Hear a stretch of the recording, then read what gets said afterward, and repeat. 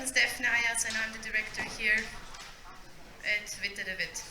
I'm thrilled to be joined by Ari Benjamin Meyers and his guests, as well as all of you. We really did not anticipate this crowd for such a terrific weather, so thanks for being here today.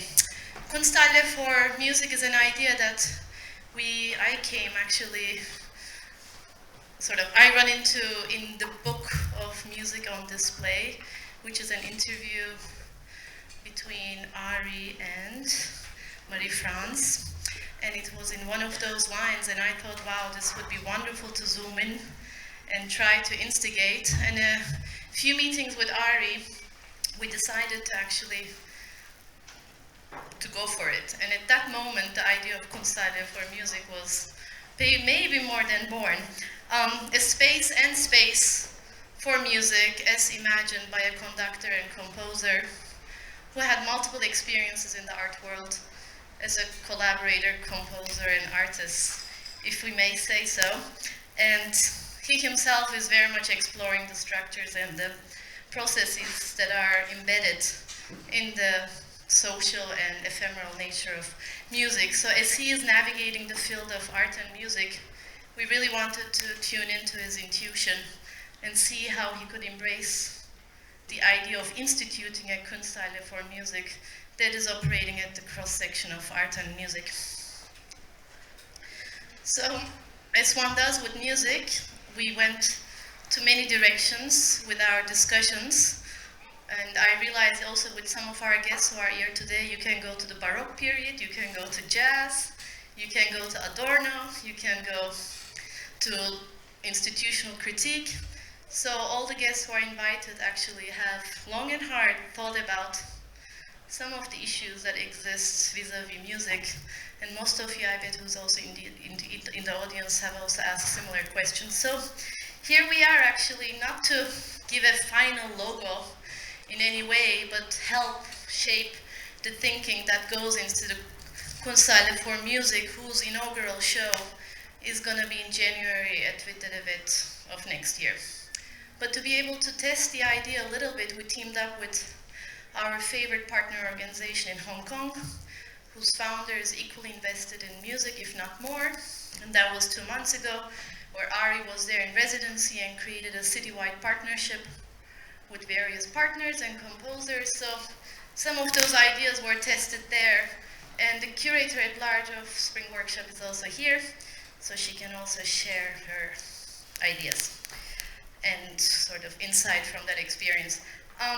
We're joined today by Armen Avanessian, who is instigating an active theory production vis-a-vis the instituting practice that we're going for Kunsthalle for music. He will introduce the kind of the house rules and the guidelines for the symposium and how we want to cut or circumvent some of the blind corners and spots we may go throughout the symposium, such as the inevitable John Cage question, which comes up every time we mention Kunsthalle for music, or the opposite spectrum of the other end, with music acting as this ultimate phantasm and projection board for all of us. So it can also be as open as possible when we talk about music. So when we go to those blind spots, he will help us navigate the symposium sessions. For housekeeping, we're live streaming. For bios of the participants, you can refer to the programs. I hope you each have them. And I want to quickly thank to Rosa, our assistant curator, for taming the details of today, wherever she is, and Samuel, who's also on the project. And thanks to the installation team as well. So let it go. Let's start with Ari, and then we go with Armen. Okay. Okay. Yeah, thank you. I'm going to make this kind of quick because we have a lot that we want to talk about tonight and a lot that we want to cover. So I'm going to start before I turn it over to Armen, and then he's going to turn it back over to me so that we can then get into the conversation. It's already starting in a sort of Baroque way, but I'm going to start just by saying thank you. So thank you first to Defne and Witte for initiating this, for inviting me to create this and to let this happen, and for this conference, and also to Rosa and Samuel helping to organize it. But I very much also want to thank everyone who's here, the participants who you will see tonight, most of them, although some of them will be first making their kind of main appearance tomorrow. But I'm super excited about the group of people that we have, because I think it's quite unusual that in a discussion like this we actually have thinkers and philosophers, but also musicians, but also performers and composers, and that we're all sort of approaching it kind of on the same level. And I think that's really special. I'm very curious to see what comes out of it, because tonight we will be discussing and talking, and tomorrow that will continue, but tomorrow it moves into a more performative situation where we will continue to sort of continue the discussion, but through auditions and performance, and actually to start to make the Kunsthalle for music. So really thank you for everybody, and thank you everyone else for coming, because I know the weather is quite nice and it's a little bit of a sacrifice maybe to be indoors listening to people talk about a fictional to come into existence place. So thank you everyone for being here. And I want to thank Armen, who helped me organize and conceive the symposium. And I'm going to turn it over to him and then take it back. Yeah, okay. I wanted to start with all the thank yous as well, but it has been done a lot. So thanks to everyone at Witte. And for Ari, I remember a couple of months ago I think we had dinner or so, and there some interesting topics came up. As far as I remember, like sentences like "we don't know yet what music is," or "there isn't something like an institution for music," and these kind of enigmatic sentences. So the question also became like, how do you do a symposium? What kind of theory actually is needed? What kind of theory practice is needed for a non-existing object or not yet existing institution, or an institution that might have started to exist or might which has an inauguration that's like 2 years later or so on. So there's all these paradoxes, so we thought there's a kind of necessity to do the conference in a different way.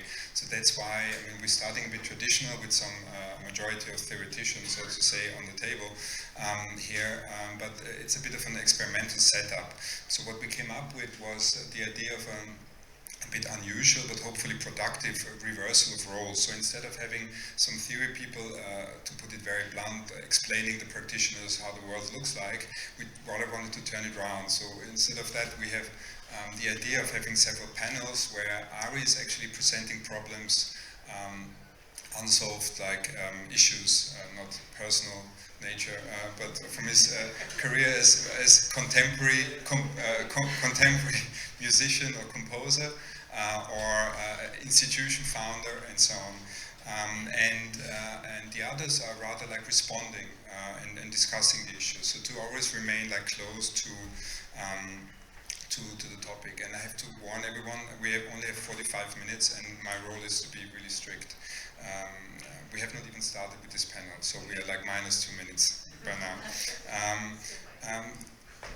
So we, the theoreticians, with the exception of our keynote speaker, Peter Osborne, are here to respond, here to reply, and really there might not be too much time, unfortunately, today to discuss also with the audience, but like everything we do today and we discuss today will feed into tomorrow.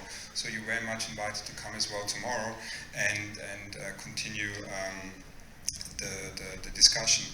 Today we have like 3 panels, as I'm sure you're aware, and I just briefly mention the topics also in order for the panelists to remember and don't go off track, because I have to be strict. So the first one is there will be a focus on the institution and related topics like education, or the front end and back end of institutions. The second panel will be with the keynote on the contemporary. And the third one will be further exploring this topic of the contemporary with regards to the topic of the exhibition.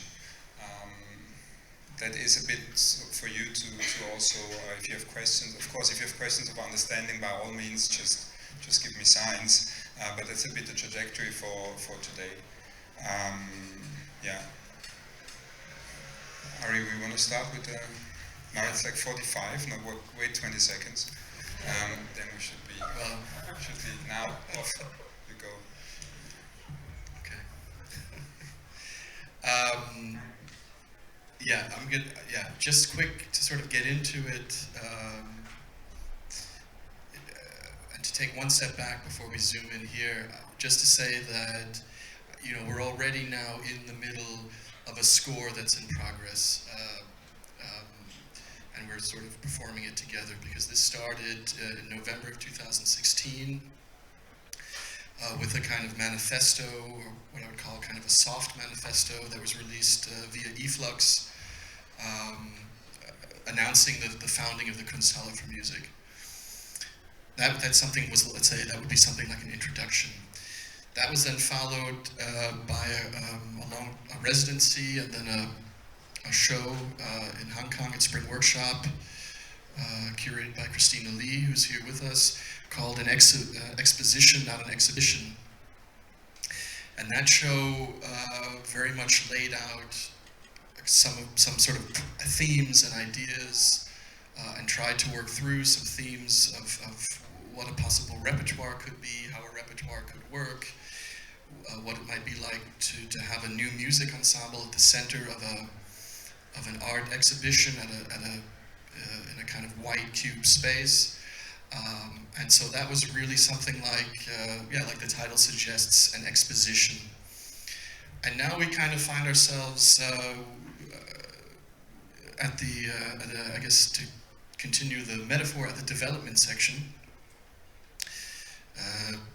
which is traditionally considered actually the most interesting part of let's say, the sonata form, right? Because you have the exposition, the laying out of themes, and you have the development, and then you have the recapitulation, the finale. And so the show in 2018, the first inaugural show of the Kunsthalle for music, this is actually, in a sense, the recapitulation, the finale, although then the finale right away becomes a kind of introduction to the next steps in the next iteration. But right now, and that I think is the exciting part with everyone who's gathered here, we're really in the middle of what I'm calling the development, in German, Durchführung.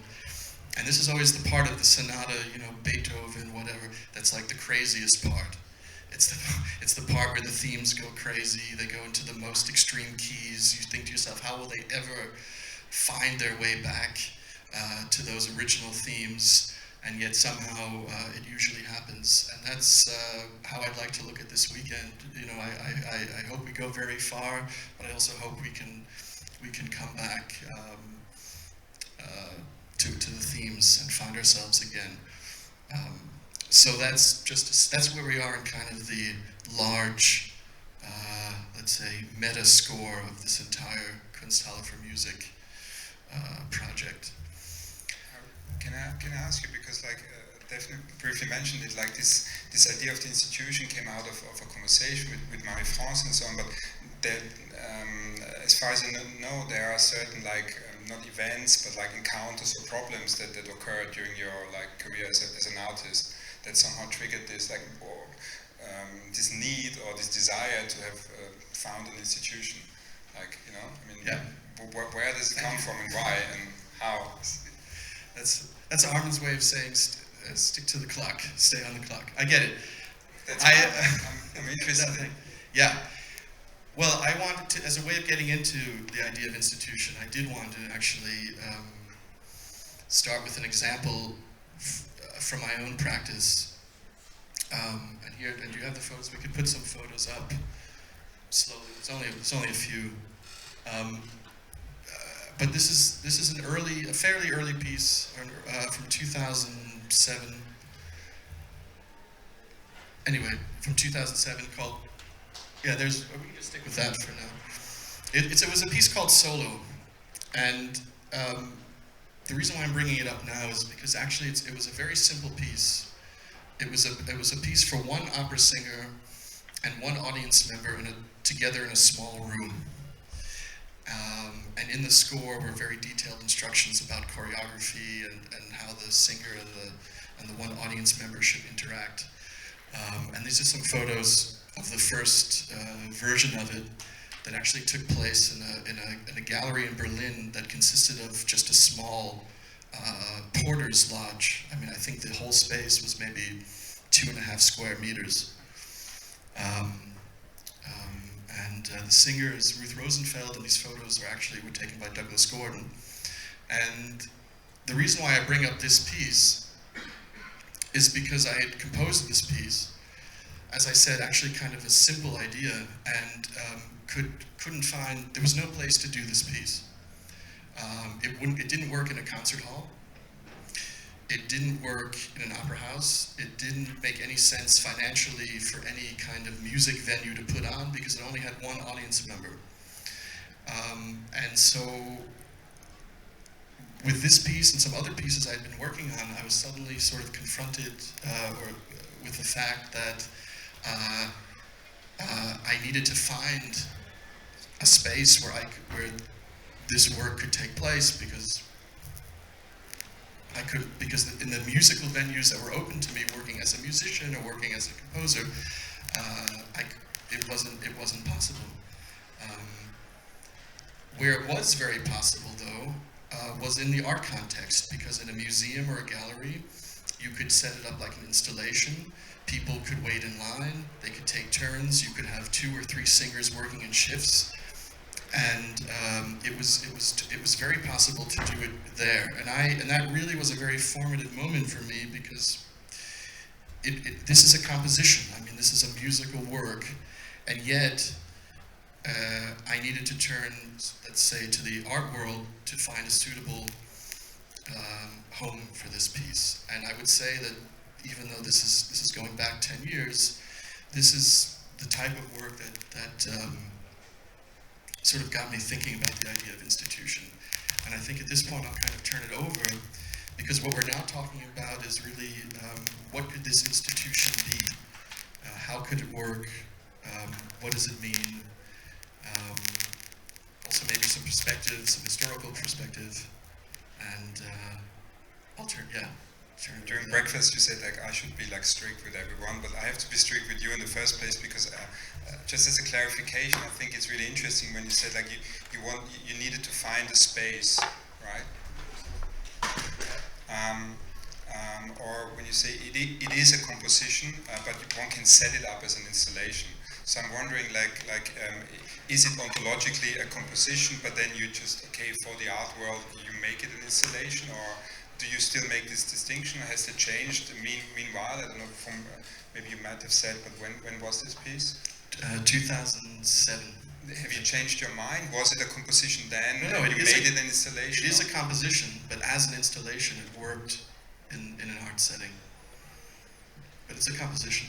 Maybe that's, if I may, a good start to talk about this idea, this notion of an institution.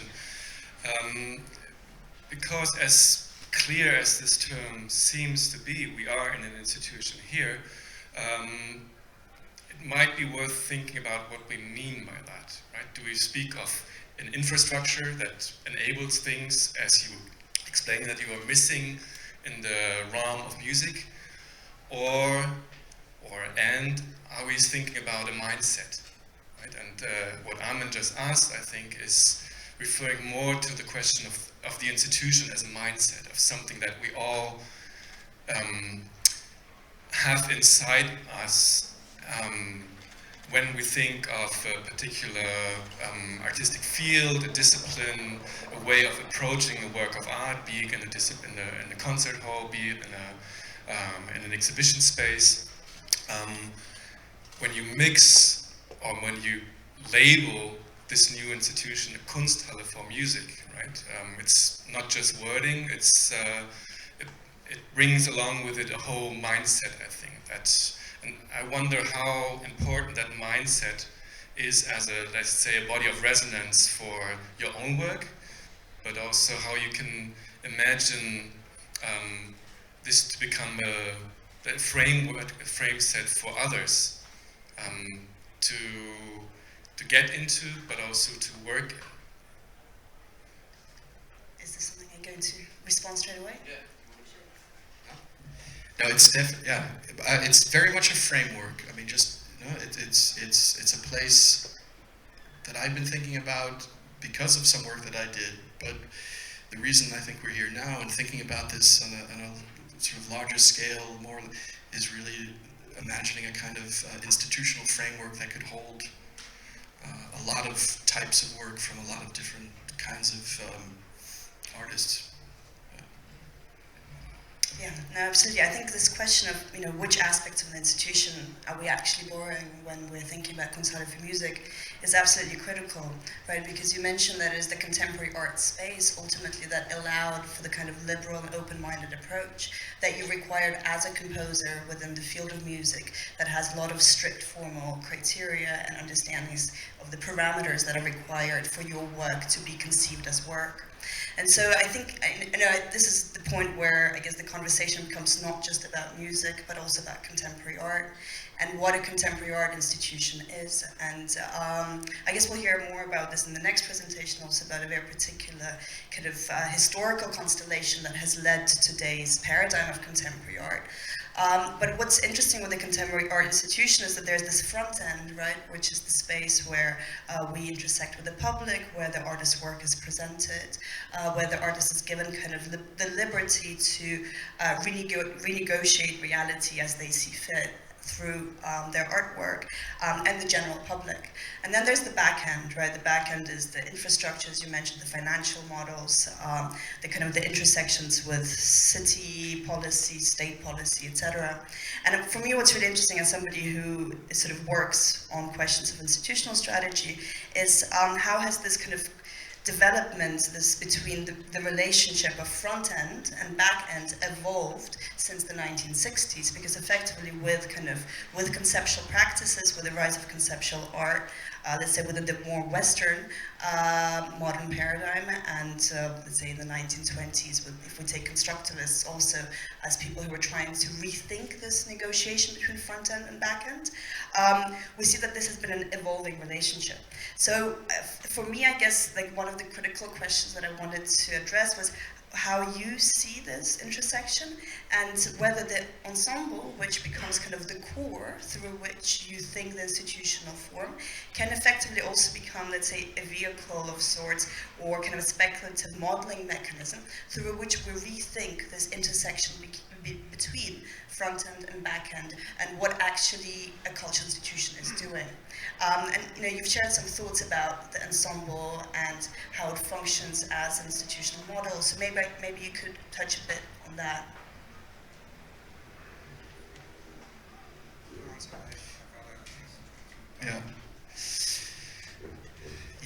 I mean, you know, like we talked a little bit about before, I think this idea of a front end and back end to an institution is quite interesting, and if you apply that idea to a musical situation,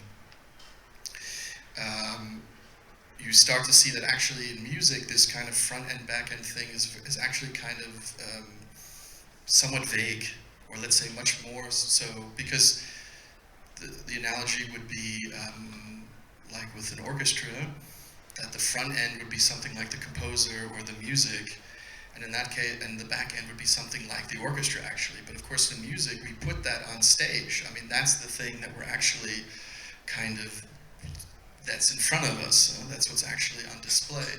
And so I think to now apply that back to a Kunsthalle for music, I think certainly one aspect would be that this kind of division between what you call the front end and the back end would also probably be much more blurred, because at the heart of the Kunsthalle for music is an ensemble performing the various works that are on display. And that itself also brings forth a lot of different sort of interesting constructions, which I think we can also talk about in this realm of institution, which is, for instance, education. And the idea that actually the ensemble is a group that has to be put together, that has to be trained in some way. So there's a whole educational aspect that's not, again, it's through music, it's kind of almost turning on itself, because I think the typical, and you could talk about this, you know, both of you could, the typical education model is something a bit external, like we have an education division that's reaching out to, and here the Kunsthalle for Music, a big part of this education is actually internal because an ensemble needs to be created, an ensemble needs to be trained. So we're thinking about a whole different type, what could a musician be, in other words, that's where the metaphor of the Kunsthalle already ends, right? Because all of what you're talking about right now is something that, of course, as we all know, is totally not typical for a Kunsthalle or museum or any kind of that institution. And I find it curious that and how in the last years there's this this approach from the performing arts towards the institutions of visual arts, embracing the institutions of visual arts as infrastructures, as a liberating tool. Whereas, to the contrary, you were, I think, briefly mentioning it, latest since the 60s, the visual art, the field of visual art, the artists, and also institution practitioners turn to the performing arts in order to escape the constraints of the white cube and time structures, spatial structures, and so on. So that's an interesting phenomenon, isn't it? It is interesting, and of course, context is very important for something like that. It's true, but you know, again, I mean, the context. I mean, I come from the performing arts, right? As do I think a lot of the musicians here and the composers. And if you come from that, then of course something like a white cube, which for many artists is kind of totally over or no, but coming from the concert house or the opera house, of course, a white cube, an empty white cube, is extremely liberating. As a space where anything can happen? Yeah, as a space where can be modulated in either way? Yeah, no one is telling you in a white cube where should the audience be, no one is telling you where should the performers be. And I have to say that, and you can speak about this further, you know, this whole, notion of institutional critique, which is so important for contemporary art and brought forth really a lot of very important work and a whole group of artists who really came up in that. I'm going to sort of go on the record as saying that we haven't had that in music. I mean, a kind of concerted, I mean, there have been certain voices, of course, people, but a kind of sort of concerted, moment of institutional critique within the for lack of a better term, music business or music industrial complex or whatever you want to call it. But this sort of institutional critique moment has not happened yet. So I think again, these things can be true, you know, it can be true for an artist at the White Cube that they're running away from it, and at the same time it can be true that those of us from the performing arts are kind of running towards it, and both of those things can be true at the same time. It's interesting that you mentioned institutional critique. Also, I want to say that I really sympathize with this kind of use of contemporary art, so to speak, for lack of a better word, in order to do something that isn't possible within your field, because as somebody who actually moved from human rights into contemporary art, actually it seemed to me that this field of contemporary art was much more kind of capable of dealing with the structural questions that ultimately led to human rights violations than the human rights industry, right?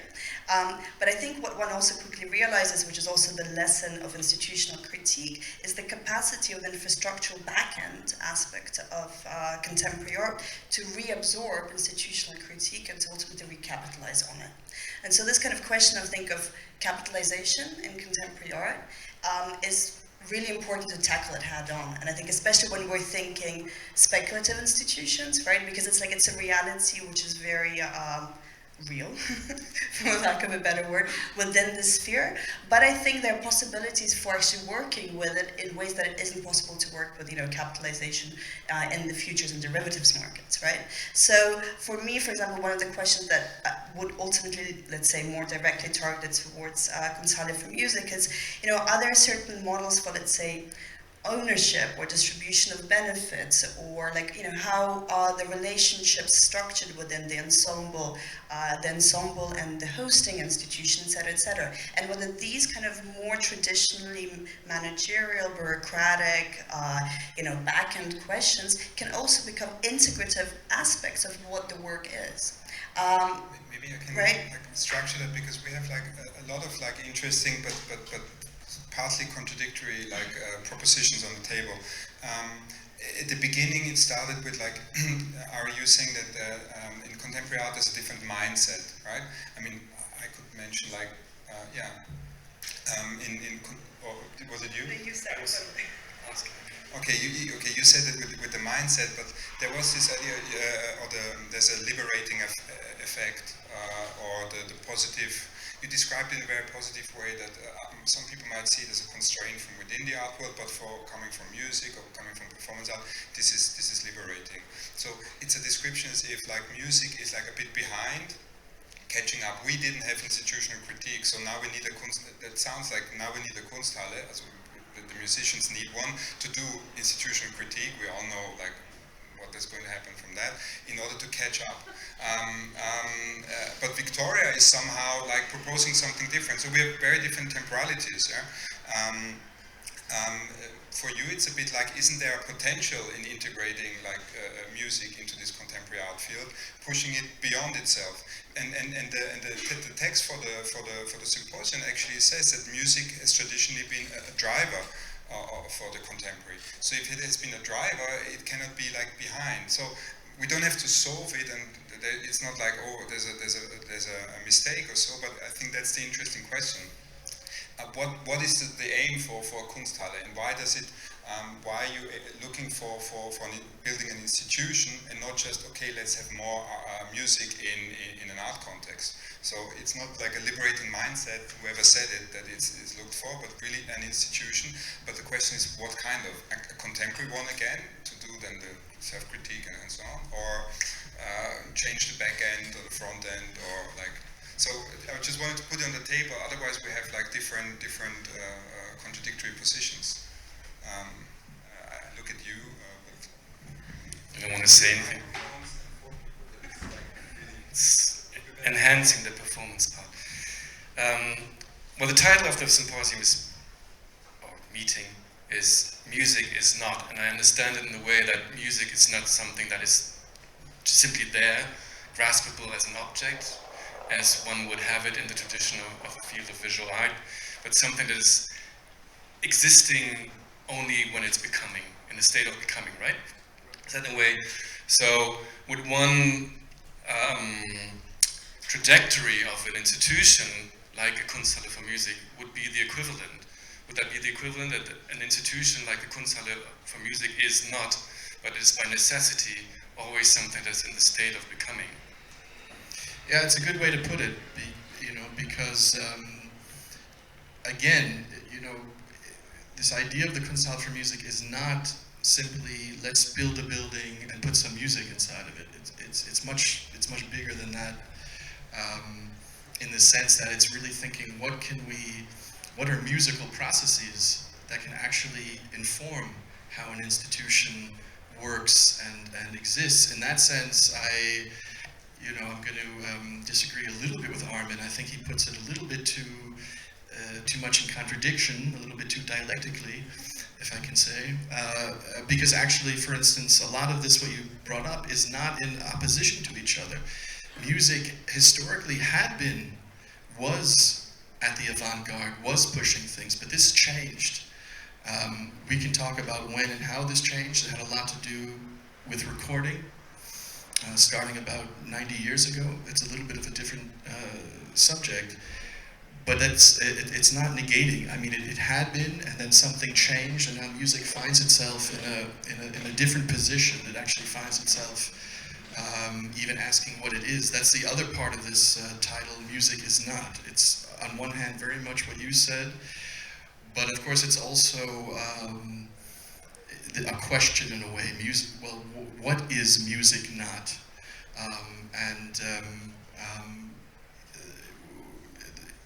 The Kunsthalle for music, one answer of what music is not is that music is not a medium. I mean, it should be clear we're talking about a live, social and spatial practice. I mean, that's what we are talking about in regards to the Kunsthalle for music.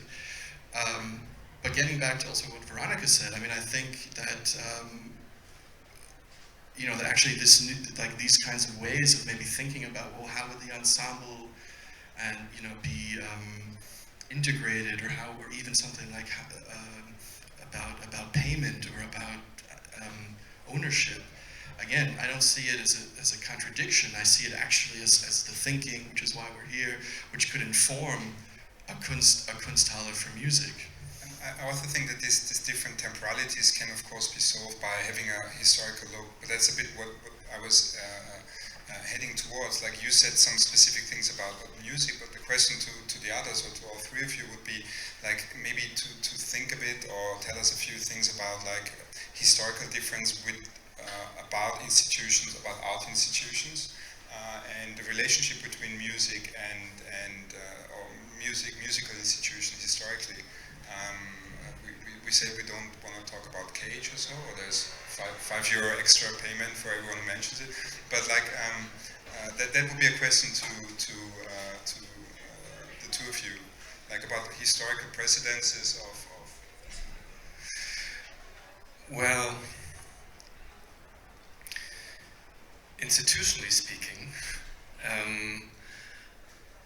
I'd say there are no precedences. There are precedences in the sense that we see the introduction of performative formats into the realm or the field of visual art via the formats of festival, via performance evenings, either musical or not. But in a stricter sense, institutional, I don't really see that there are any. Of course, coming from the field of visual art, one maybe it's a trap, immediately starts thinking about other artists setting up institutions, like Marcel Rotas, or all the artists who did their idiosyncratic own museums, questioning the order of things, questioning the order of the institution, the discourses that were going on, and so on. But maybe that is not so much the question. It could be a productive outcome, intentionally or not, but maybe as I understand more and more from the discussions that Ari and I are having here, but Ari and I have been having for the last months. We're doing a seminar together about this in Berlin.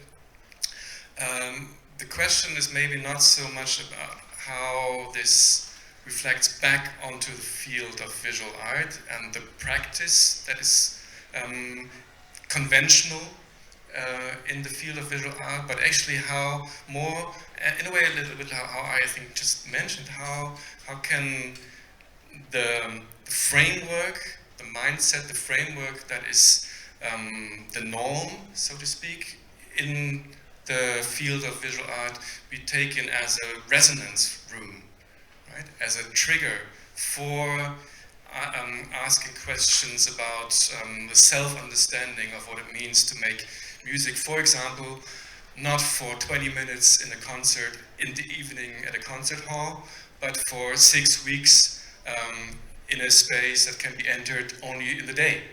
Or maybe then, to speak very practically, this Kunsthalle for music wouldn't be open in the day because the conventions have it that music is being listened to in public only in the evenings, or mostly in the evenings.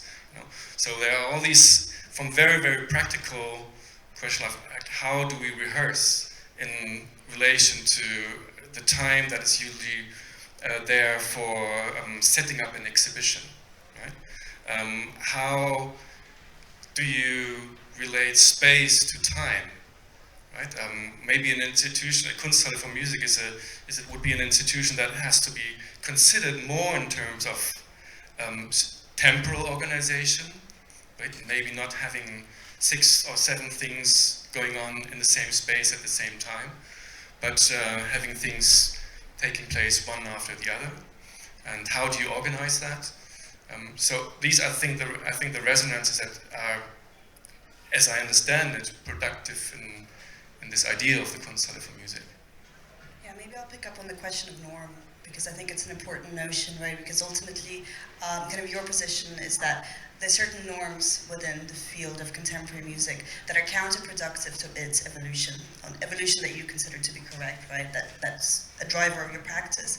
The question of norms, the relationship to the notion of norm in the field of contemporary art is notoriously difficult, right? Because on the one hand, kind of contemporary art is ontologically based on kind of negation of norms and actually like constant redistribution of what norm is, et cetera, et cetera. But as it's no coincidence that I mentioned the backhand previously, there's still certain norms that drive this field, right? Whether they go as deep as the fact of private ownership, right?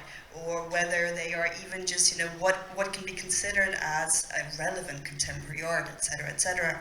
So it seems that kind of, for me, the greatest potential about your project is reconsidering norms on both sides and actually kind of using this sort of back and forth movement between what are presumably distinct fields in order to potentially kind of reconstitute models for both. And then to pick up another word that you may have used, maybe have not used, ephemerality, but I guess you were saying, maybe it's not going to be a sort of thing that happens, a sort of place, program that happens, in standard blockbuster museums where you have 5 shows, et cetera, but actually something that engages more with a sort of temporal dimension. And from our conversations, I gather that the ensemble itself, it already has a certain kind of ephemeral presence. So in a sense, it's even more ephemeral than contemporary art. And so contemporary art then becomes a platform through which it can circulate. I guess the problem then is how do we renegotiate norms if contemporary art is just a platform? So maybe somebody has ideas about it, because if what we're looking for is this more kind of for the lack of a better word, dialectical relationship, or like transformation through learning from each other and through reconstituting norms in a kind of productive, constructive manner, then how does this happen if contemporary art is the infrastructural platform? And I think these norms in the field of artistic institution, the field of visual art, they all go back to the idea of the object. And of course, in the white cube, anything can happen, and we are way beyond an object-oriented terminology of visual art, but still down deep down to the, let's say, ways of insurancing or handling things, and so on. The very structure of artistic institutions still take their self-understanding and their norms of code of conduct and behavior and treating the object of art from a distinct thing that is available all through the time that the exhibition is up. Whereas in the performing arts, there's another norm, obviously, right? So that would be possibly also one, I think, interesting, very simple in a way, point of departure to keep thinking of how to build an institution. By the way, institution building is something that usually happens in failed states, right? So maybe you're talking about a failed state here. But it could be an interesting further point of departure for thinking about how do I build around an institution around something that is not a physical object that is there available all the time, but is another kind of object. It is an aesthetic object, a performance, but it has its different needs, requirements, but also potentials, maybe. Still, I'm really still haunted by the question. So you said it never happened before. There's no precedence. So it's the genius of Ari coming up with this idea, or is it is there a kind of necessity maybe from within the logic of musical development? I don't mean it as a joke, right? Is it an idiosyncratic idea? Or I mean, I believe it has no precedence, but is there necessity? The question is coming from the is is it a question that has arisen through the discourse of artistic production? And I'm sorry, we always talk about the transition from one discipline to the other, but they still exist, I think. Or is it something that is coming from the outside in, right? Or from, taking up something from the place? I mean, maybe it wasn't clear. I mean, I purposely chose the example at the beginning to dispel any idea of like genius or whatever. Basically, that example was meant to say, I had a problem, I needed to solve that problem. I'm not the only one with this problem. And I even think there are some of the composers that we've invited, I think we'll hear from them tomorrow, that they in different ways share this problem. I'm by far not the only one with this problem. But we need to acknowledge that there's a problem, and the problem also has a lot to do with production. So we're talking about institution and the idea of a Kunsthalle for music and a new institution. A big part of this is the idea of producing work. How does one produce work if it's not fitting into any of the available modes that make work possible in the first place? This is a very big issue in music, because what's interesting with music, if you think about it, if you take a step back and kind of analyze it, you see that as a production model, an economic model, music makes no distinction at all between a music, let's say, that serves, that's perfectly in sync with, let's say, let's just call it pop music, right? So pop music is a music that's grown up with the recording industry. And there's a lot of great pop music, so just to be clear about that, this is not at all about, good or bad. But the point is, this is a kind of music that has grown up with the recording industry. It is a studio music, fundamentally. In English, we even have this term, recording artist, and I think it's actually, I've sometimes thought, well, it's a shame that that this term recording artist hasn't kind of caught on, because actually it's so accurate for a certain type of musician composer to be a recording artist. Yes, they work with recordings, they work in the studio. Very often when they give a live concert, the concert is kind of a simulacrum of the recording and not the other way around.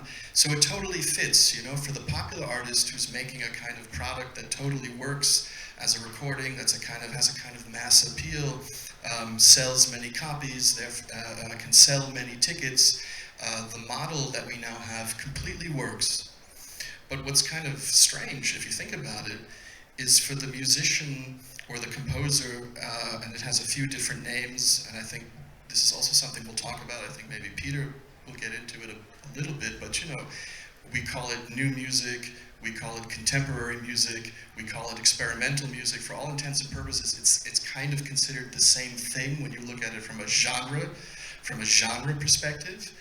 And the thing is that this work doesn't work at all, not at all, on a quantity-based model of selling recordings or selling concert tickets. And yet, it's all in the same, there is no other model. I mean, there is no other way as a musician or a composer. You either sell records or you sell tickets. The only problem is, as an experimental composer, you sell 50 or 100 records, and you sell 20, and if you're Lady Gaga, you sell millions. And so the point is, so this is also a very big part of the Kunsthalle for music, and when we're talking about institution, and again, is I hope we'll avoid any kind of idea of a kind of genius creating. No, it's really a very fundamental drive. Where can I make my work? How can I produce this work? And how can we come up with new models that will propel something into the future, as opposed to looking back and also being held in place by, for instance, government subsidies, which are also slowly disappearing. Yeah, I mean, as you were explaining the kind of the pop music paradigm, and then Armen was putting this question, like, why you? Why did you come up with this?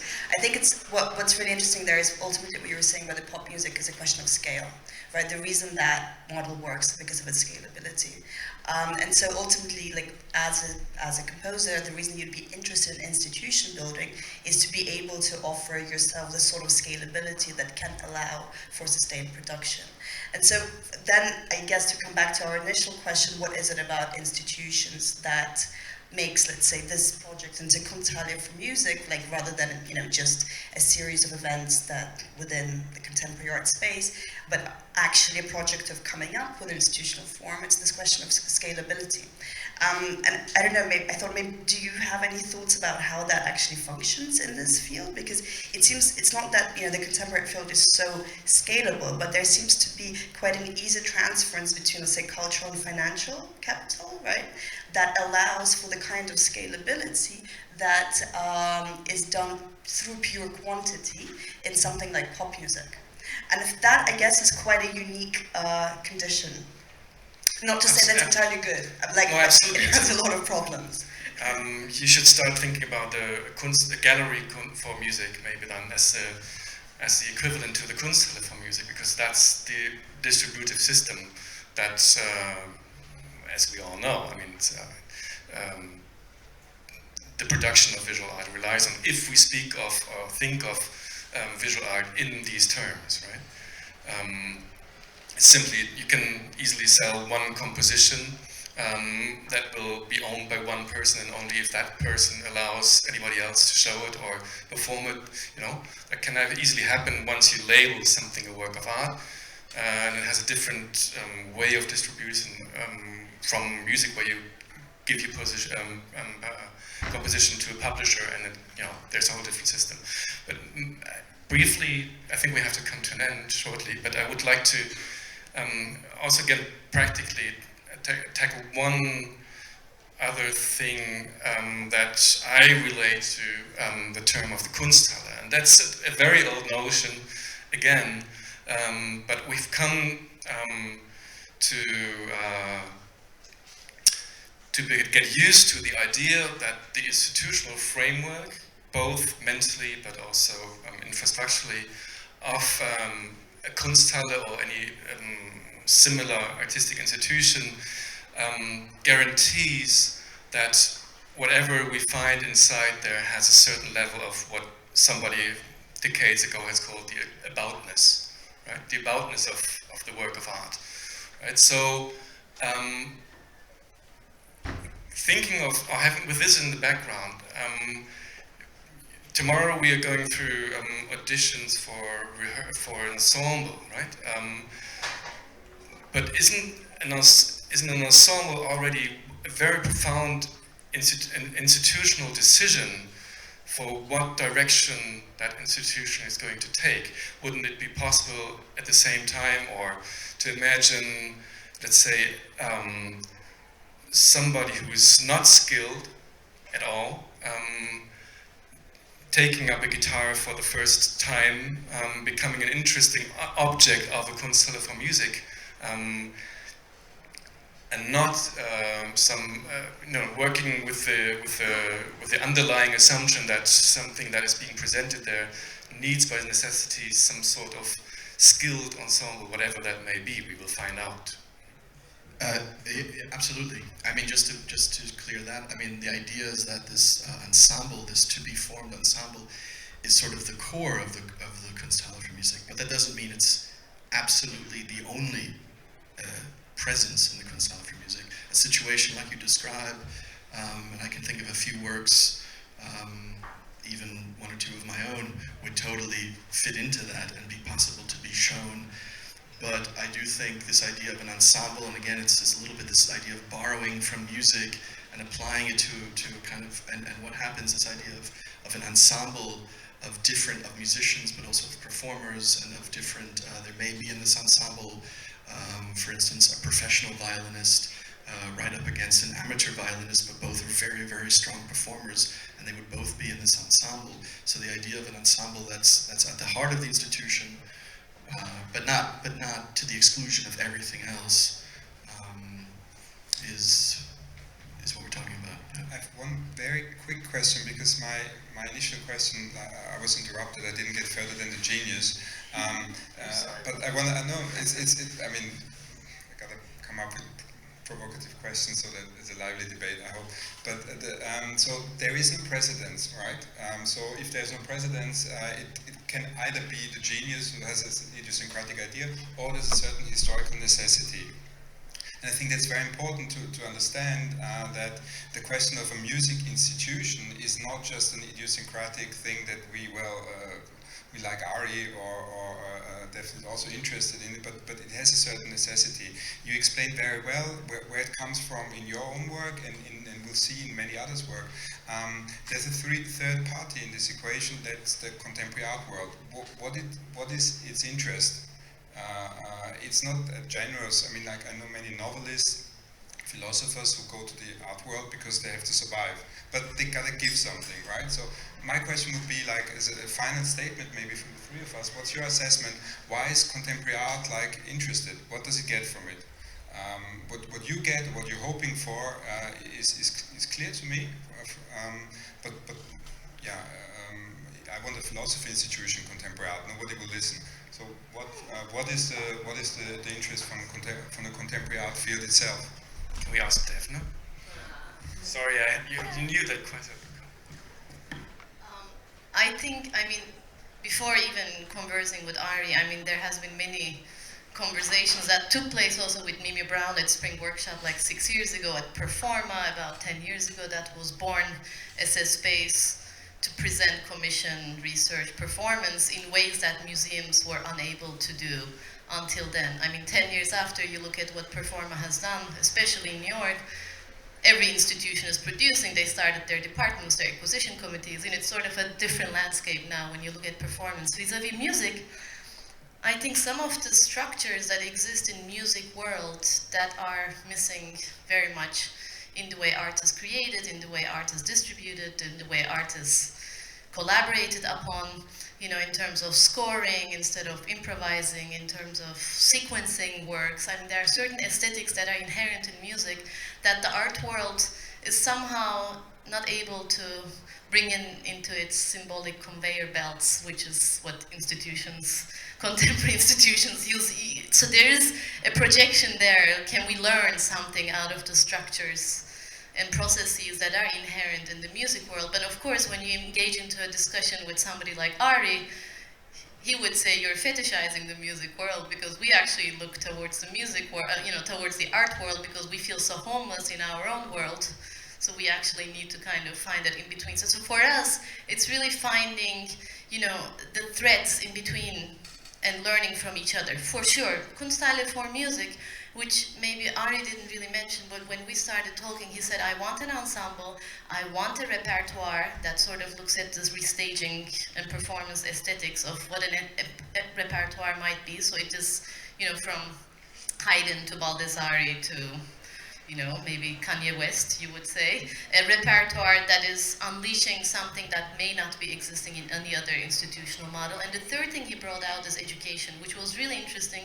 Usually, you know, if you bring out the question of education, people want to fall asleep, but the way he put it also is like, why in arts education we're not learning from composing? Why are we not learning from scoring? It could be the essence what drives exhibition making, curating, installing, and so forth. So there's something in it you kind of wonder, like, why is art education, you know, sort of avoiding the topic of music? Why is it not embracing it more? So it is mutual approximations in many ways, but then you want to be careful as a white cube institution not to co-opt, not to, you know, that's what art world does. Art world is this generous place where homeless philosophers or homeless dissidents could find a place, but on the other side, some of the structures of music, as you mentioned, could be very informative, including what you mentioned vis-a-vis labor relations, in the way an ensemble could be created that is not necessarily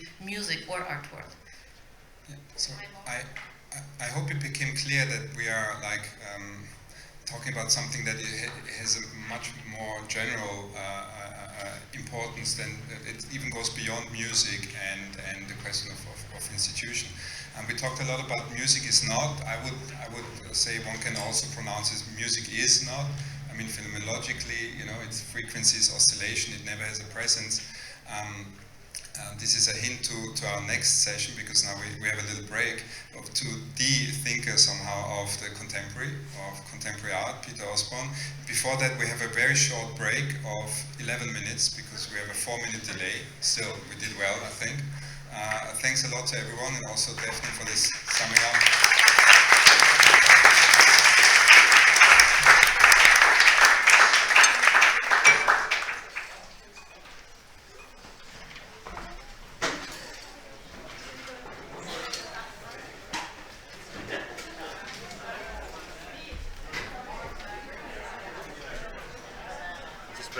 Zo meteen toe.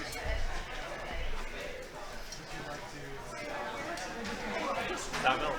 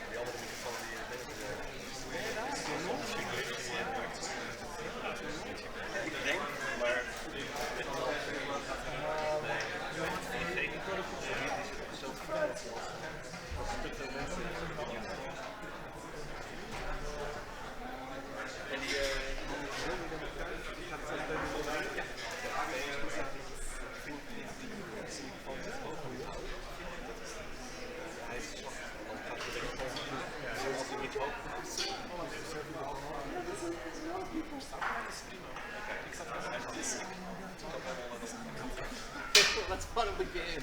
What's the... No, yeah, but anyway, you will be beginning at alone. Yeah. And then maybe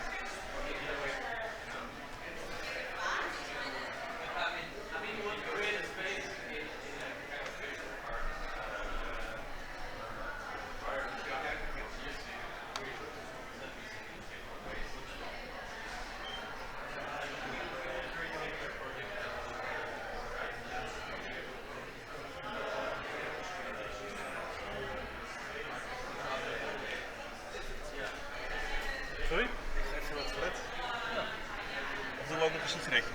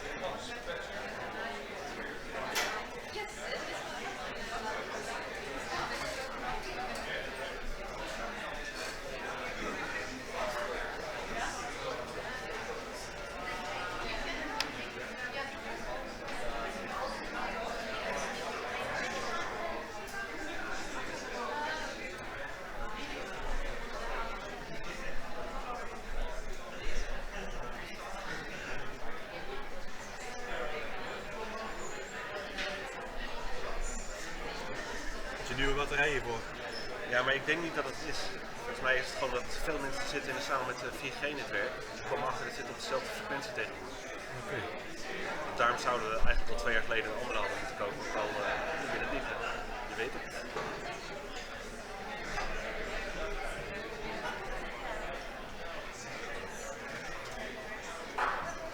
Zal je vieze glazen weghalen?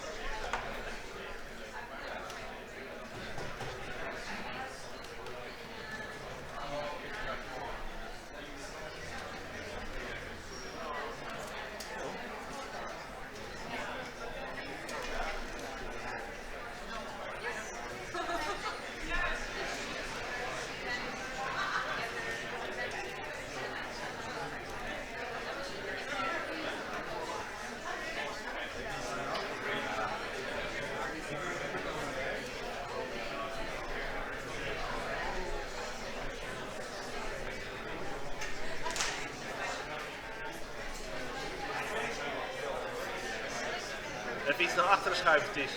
Even iets aan onze kant.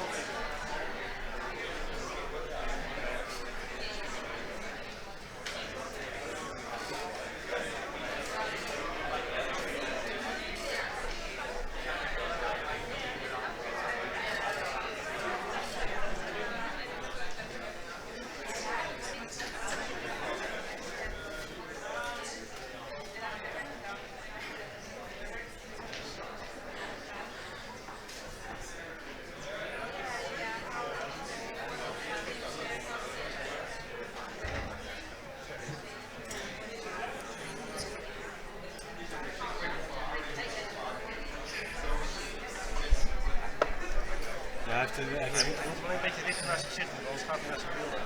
Een klein beetje draaien.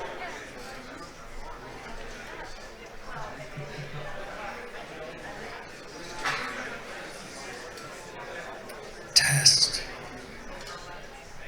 Hello? Yeah. We're going to start in 1 minute, which is waiting for Ari.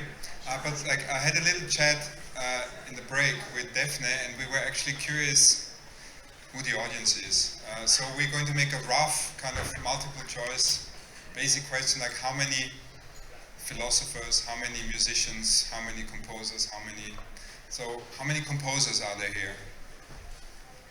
So we have a rough idea. What are the categories even? Like how many musicians but not composers? If that can be okay. How many others? The others. Theory people generally interested in contemporary art? Okay. I mean, it's not a precise sociological research, but we get a bit of an idea, and now everyone's here. It's a special pleasure introducing Peter Osborne here, whom when I was still a well-paid academic, I invited him several times. We even once did a conference together in London, a highlight of my academic career. So it's a great pleasure having him here today. He is a professor of modern European philosophy and the director of the famous Center of Research in Modern European Philosophy at Kingston University. And from his many, frustratingly many for another academic publications, I just mentioned one that is really important in our context. That's his, I think, latest book, Anywhere or Not at All. It came out in 2014, 15, 13. Okay, but it reads like yesterday. It's a real recommendation on the topic of the contemporary and the post-conceptual, the topics that he's going to also mention today. So thanks a lot. Peter is going to talk roughly 35 minutes, and after 40 minutes I'm allowed to steal the paper and start the discussion. Thanks a lot. Thanks.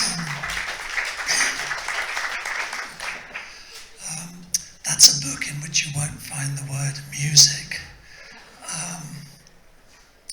I feel a bit exposed up here because Ari has chosen the one person among all of the speakers over the next 2 days who knows at least about music to actually give a talk as opposed to get to have a dialogue or a conversation or ask a question.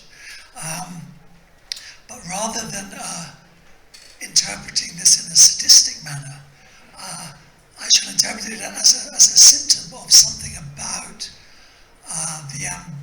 the character and the ambition of the project with regard to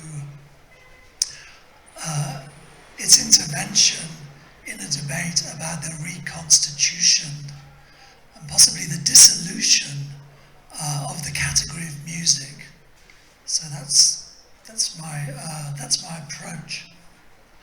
And I'd like to thank Ari particularly for his title, Music is Not, which has already been raised, which manages to be both affirmatively celebratory in a kind of euphoric manner and resolutely but obscurely negative, all at the same time.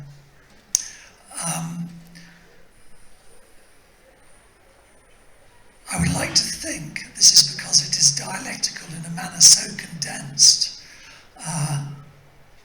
as to be almost unexpoundable, but we will see how that works out. I'm going to approach the question of the meaning of this exclamation, music is not,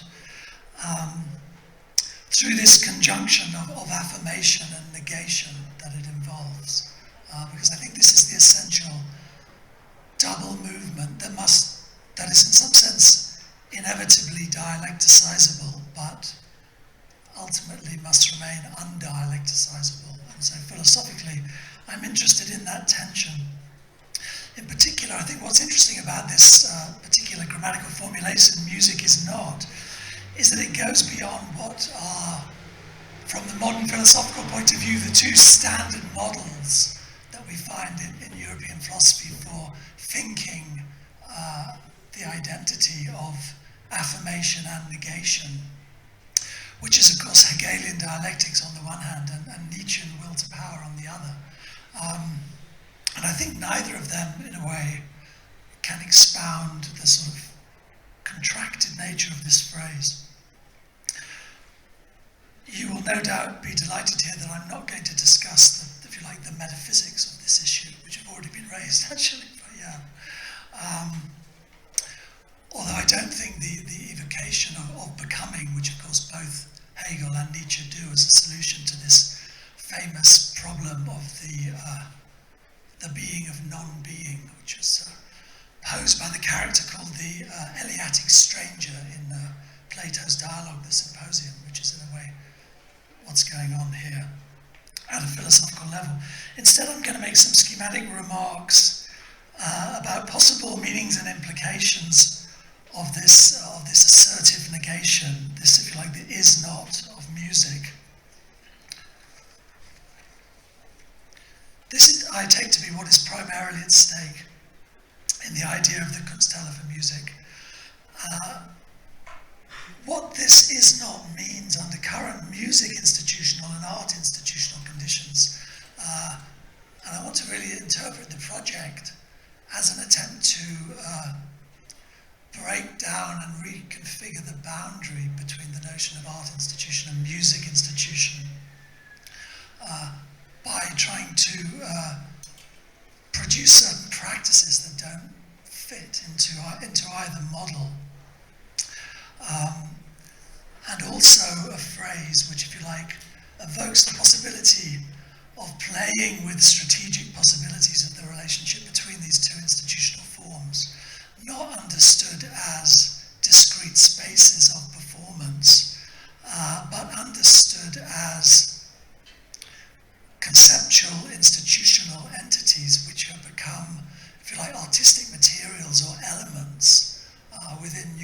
terms of practice. The artistic significance of strategically treating institutional relations as artistic materials is, of course, one of the things that marks a difference between the modernist critical tradition and what we've come to call contemporary art. Since modernism tended to disavow these relations in the name of its own specially misunderstood concept of autonomy. However, as we shall see, in its more basic sense,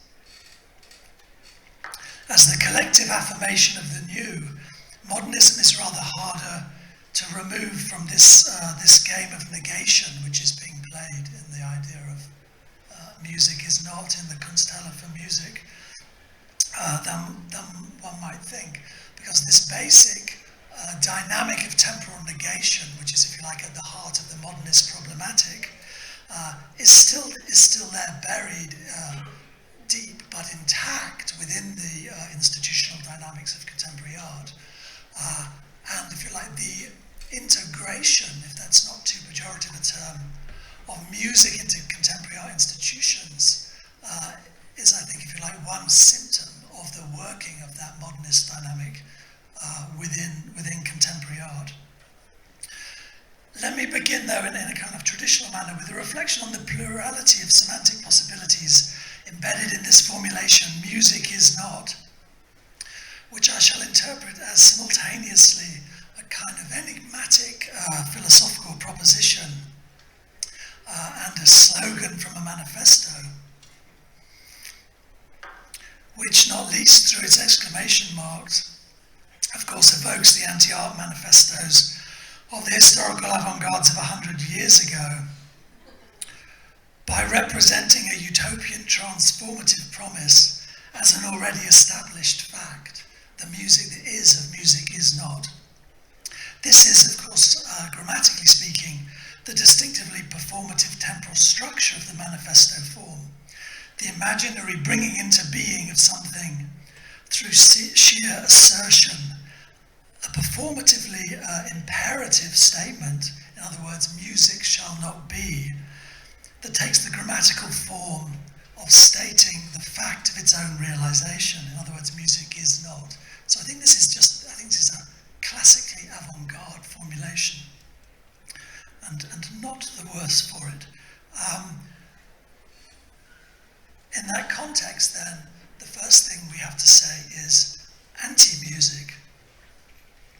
Anti-music, in some sense related to the modern novel's anti-hero, Dada's anti-art, Adorno's anti-system, and all such dialectical negations of established forms of that kind. All of those things, the anti-hero, the anti-art, anti-system, anti-music, I'm saying, are negative embodiments of the things that they negate. In other words, the anti-hero is a type of hero, anti-art is a type of art, the anti-system is a type of system, and anti-music is, of course, a type of music. So the question is, what type of music is anti-music? They're negative embodiments of the very things that they negate, rather than abolitions of the things that they negate, by virtue of continuing to inhabit institutional spaces of the negation. In other words, the novel, the art institution, philosophy, and possibly the institution of music, which I mean in its broader sense. I don't mean the sum of its buildings. And of course, what happens in this incorporation of forms of anti-art, etc., into art, is that they become the main modes of the conceptual self-development of these institutions. I mean, that's the history of the avant-garde. So if we take this expression, if we ask the question, what's the mode of negation in this exclamation, music is not? I think, just very crudely, immediately three different semantic fields come to mind here, three different negations. The first is the negation of what music currently is, via the negation of one or more of what are taken to be its essential predicates. I'll say more about these in a minute, but that's very familiar. That's the modernist. That's the modernist conception of art history. Secondly, the negation of music. This is more difficult. Music as a whole, in its historically development totality as it currently is. That is the aspiration of anti-music, as it was the aspiration of anti-art. This is a more radical negation. And thirdly, the negation of music as such, not merely in its historically developed form, but in principle, in all conceivable forms. This is the kind of yearning, metaphysical yearning for nothingness, which underlies some of the rhetoric of negation of the avant-garde, but which is philosophically more problematic. I'm not going to talk about the third kind of negation. I don't think we're going to get that far over the next 2 days. We'll try and move from negation 1. I take the project to be to move from negation 1 to negation 2. Okay. In the first case, which involves reading the phrase as an incomplete sentence, awaiting its predicate, music is not ... some specific thing or other, A or B or C. We have a classic modernist negation through which the historical development of the concept of music in the tradition of new music, for example, proceeds. This is a form of negation that develops the concept of music in one of 2 main ways. Either one, by subtracting a hitherto essential attribute in a reduction or purification of a Greenbergian kind. Classically, music is not necessarily tonal, would be the classical archetype of that negation. Or secondly, by adding one or more hitherto non-musical qualities to one's conception of music, in a negation of their non-musical status, hence, if you like, the affirmation of a merely mathematical double negation where the 2 minuses make a plus. That's not a dialectical double negation, it's just a mathematical, arithmetic one. Here it would be something like, music is no longer not noise, for example. Thus,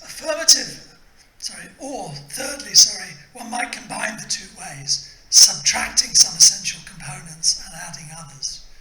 Always the movement is going to be a double movement, in a tendential development towards some hypothetical absolutization of music, the proposition of which awaits its formulation, but something very primal like music is organized sound or something like that. And then we go to war over the concept of organization. Okay. Here, in its practical form, each negation is a determinate development or a new form of music.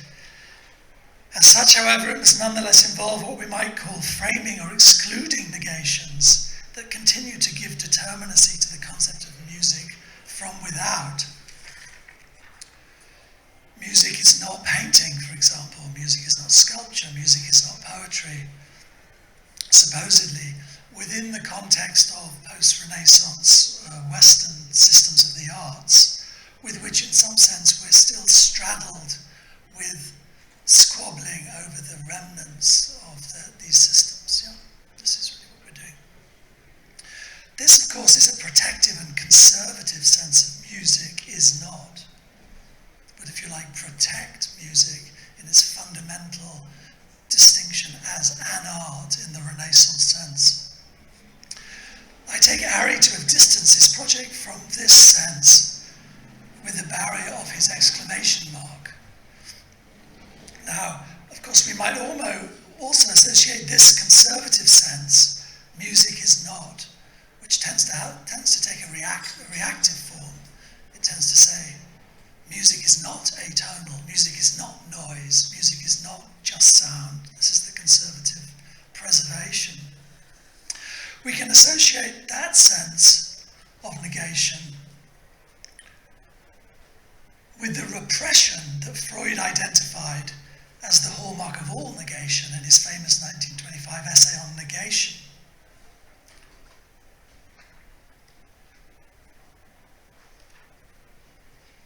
Quote from Freud: "To negate something in a judgment is at bottom to say this is something I should prefer to repress. repress. A negative judgment is the intellectual substitute for repression. Its no is the hallmark of repression. Expressed in the language of the oldest, that is the oral, excitations of the drive, the judgment is, I should like to spit it out. That is to say, it shall be outside me.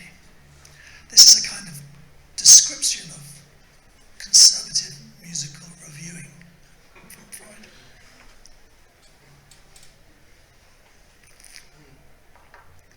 So is then music is not a symptom of a repression of music?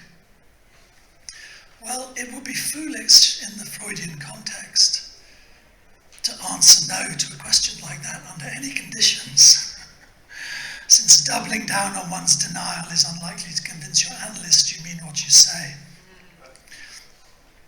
Yet, music is nonetheless recognized here as the very condition of its negation. It is more in the denial of attempts to expand the boundaries of music, I think, that we find the distinctively Freudian negation of repressed recognition, which takes the form of a denial, and indeed which for Freud was itself a condition of any recognition. This is the second and last quote from Freud. The content of a repressed image or idea can make its way into consciousness, one could say, only on condition that it is negated. Negation is a way of taking cognizance of what is repressed. Indeed, it is already a lifting, and he uses the dialectical term Aufhebung there, a supersession of the repression, though not, of course, an acceptance of what is repressed. This is another way of saying conservative music critics know they are wrong. That's why they deny it so much. This is the point at which Freud introduced a distinction between intellectual and affective judgment, which is perhaps also germane to our topic here. Intellectual judgment, indeed thought itself, according to Freud, is taken to rest on a certain dialectical repression of the reality of its object, which affection cannot maintain. At the level of the affective, one must deny or accept more straightforwardly. But let me return to my first form of negation, the negation of attributes, as I'm calling it, which may be taken to account for the historical development of modern music in its philosophical and musical historical sense over the last 250 years, say.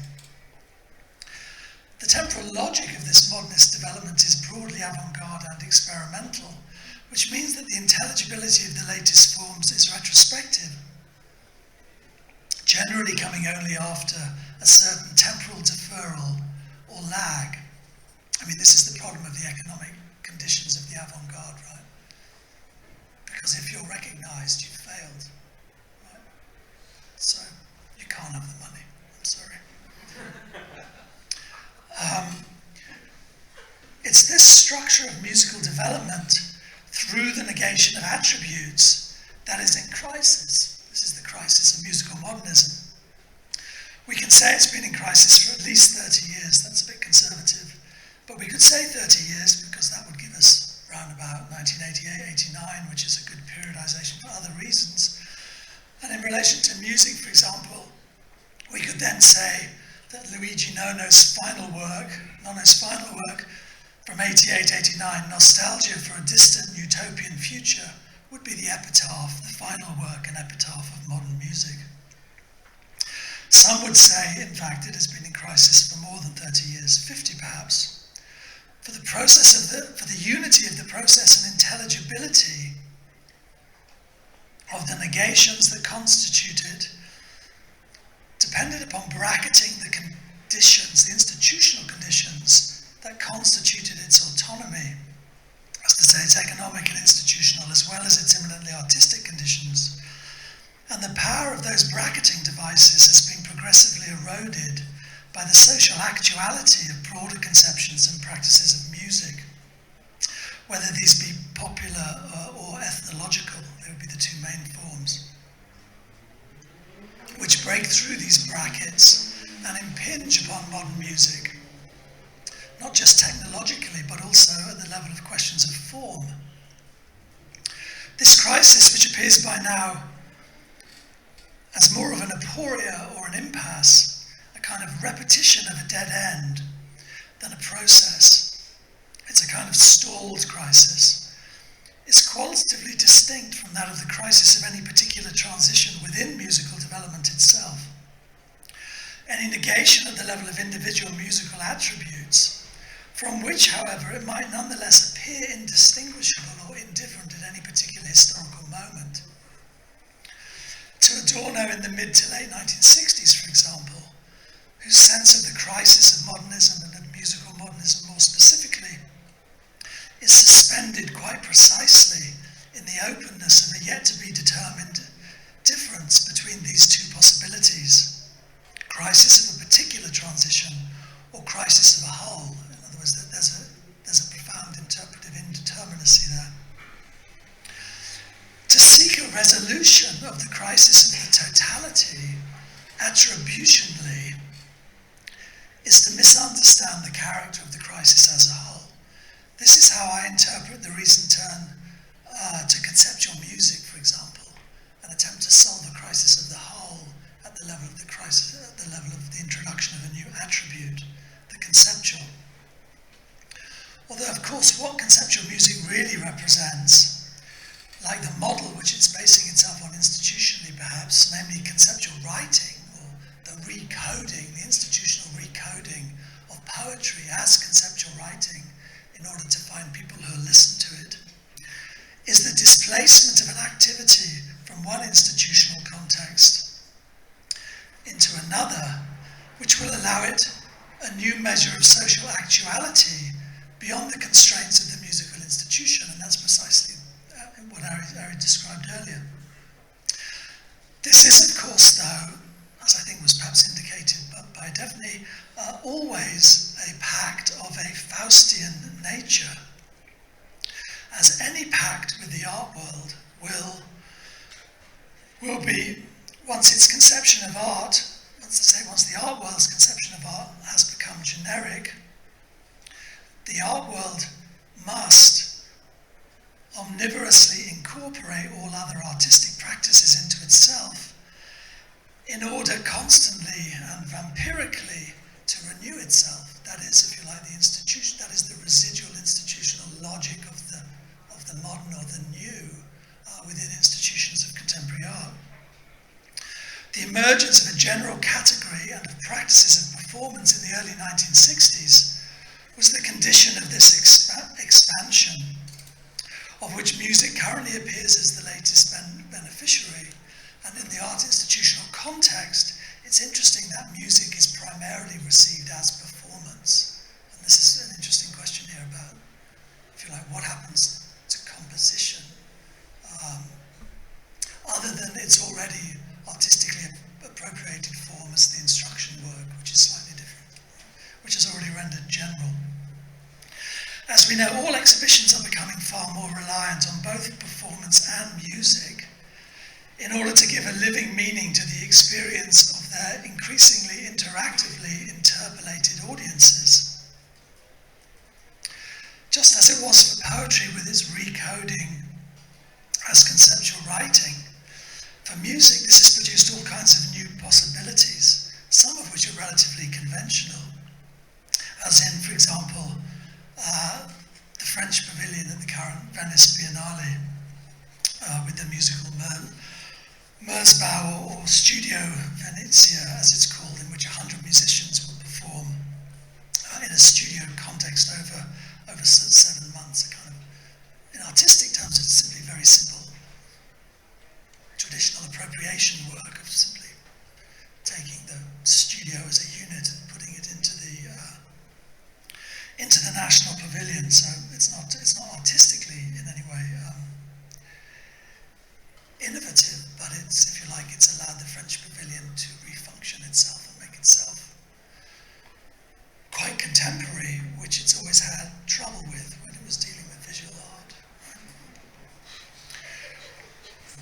What is at stake here, although it is sometimes concealed by the displacement of the institutional site, is the totalization of the crisis of attributes to the point of the negation of music as a whole in its historically developed totality as it is currently understood, in a new kind of repetition of the historical avant-garde, purported end to music, one might say. There's a lot of art critical writing about repetition paradigms in relation to the historical avant-garde, but they're all formal because they're all based on the relation between the historical and the neo-avant-garde. This is a different kind of repetition of the historical avant-garde because it's at the level of the totality of the concept, which is quite different from the kind of Buchloh-Foster repetition paradigm. If, as Adorno maintained following the poet Rimbaud, one must be absolutely modern, that's the famous quotation from Rimbaud, il faut être absolument moderne. In other words, the modern demands absolutization. Then to be absolutely musically modern must surely mean to affirm the negation of music as received by the tradition as a whole, just as it came to mean the need to negate the ontological significance of all mediums within the context, the previous context of visual art. Adorno himself, of course, was far more ambivalent about music than his own philosophical radicalism demanded.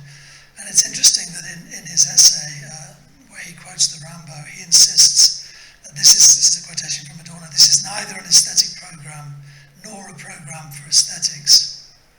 It's the categorical imperative of philosophy. That's his claim. Well, if it's the categorical imperative of philosophy, that means it's also the categorical imperative of the philosophy of art. So it comes back. This second totalized scenario is more difficult to conceptualize concretely than the first one, the negation of attributes, which is one can give, if you like, a relatively simple empirical account of.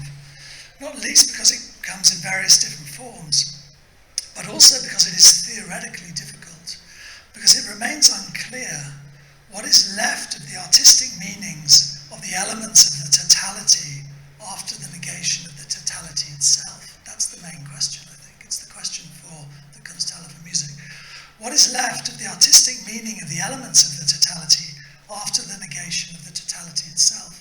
Because the difference between an attributional or a qualitative negation and a negation of the totality, right, is a part-whole relation. When you negate the totality, you don't necessarily negate the elements.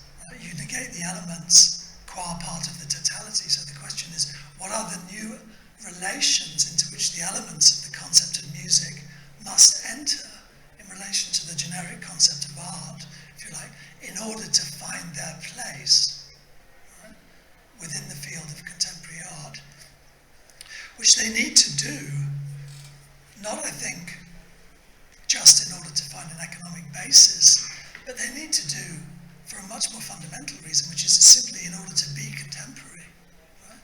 In order to register current forms of social experience in a musical way. These elements, or what we could call the detritus of music, if you like, are now, if you like, up for grabs.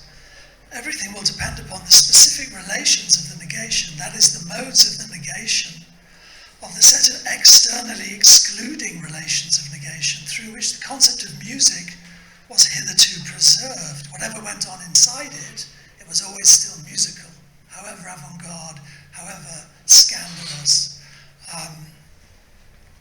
And music must be one of the last remaining, music in its traditional sense, must be one of the last remaining places on earth where an audience can be scandalized by anything, right? I mean, I find that extraordinary, if it is indeed still the case. I don't really believe it. People tell me it's true. Musical audiences can still be scandalized. I'm skeptical. In the case of development of Western music since the 1950s, the context here is the dissolution of the ontological significance of the mediums inherited from the Renaissance systems of the arts, and their gradual replacement by a generic concept of art as such, in which the fixed authority of mediating categories is dissolved replaced by increasingly direct, non-dualistic relationships between art in general and individual works.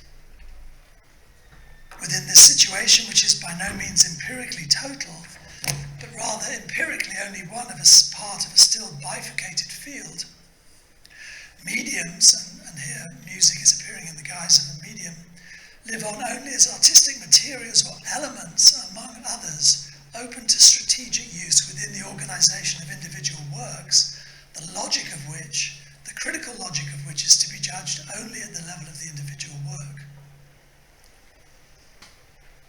This situation is the product, as I think, again, Defne's already indicated, of a convergence of artistic, critical and institutional practices, and I think that was what was in a way being talked about by Victoria in the last session. There's this incredible, the art institution has incredibly quick feedback loops between practice, criticism and institutional formation, and they all react to each other in an incredibly and sometimes desperately fast way. What's peculiar about music as an art, or a proto-ex-art, as I shall henceforth refer to it, like a soon-to-be ex-art, is that its institutional forms, that is to say, the rituals of the concert and the concert hall in particular, have been so resistant to the changes that might be thought to correspond to the changes in practices and critical discourses since the 1950s that the institutionalized music itself has performed. And this is why the lag is so peculiar. It's not a lag in the relation between practices, it's wholly a lag in relation between institutional forms. And that's an analysis which it would be impossible to explain without a fundamental account of the role of class in musical reproduction in Western capitalist societies. I mean, this is essentially a class formation. Yeah. This is the stalled avant-garde of new music. Hence the rapid spread of the newer musical practices recoded as sound art as a way of avoiding that issue within other institutional spaces. Not, of course, just the previously visual artistic institutional spaces, such as this one, referred to as a white box. And I'm going to refer to these as previously visual art institutions, because art hasn't been visual primarily since the 1960s. So that the term visual art is a kind of comedy because it's introduced at the point, only at the point at which art ceases to be visual primarily, even painting, photography, etc. These other institutional spaces are coded by these institutional non-sites precisely as sites of sound. So I'm going to give one example here, because it's a recent one for me. So take, for example, you'll probably be familiar with the sound art community activism of somebody like Ultra Red in San Francisco, which on the one hand embeds itself in a community, in this case, a community of drug users and social workers, using post-produced sound recordings of interactions with police and social workers as part of an intervention into interactions with that community. That's a self-contained external project, while on the other hand representing these material in art institutional contexts. Lost my line. Reproducing this material in art institutional contexts as part of interactions with relatively traditionally conceived artistic or musical audiences. So, I mean, that's not, there they were in Hamburg, where I happened to be a few weeks ago. Performing in a musical space, the musical part of a theatrical space, as an offshoot of an academic conference in an art school. Okay? I haven't got time. I was going to describe the work, but I haven't got time. The thing that's striking about this work, however, is not necessarily anything to do with the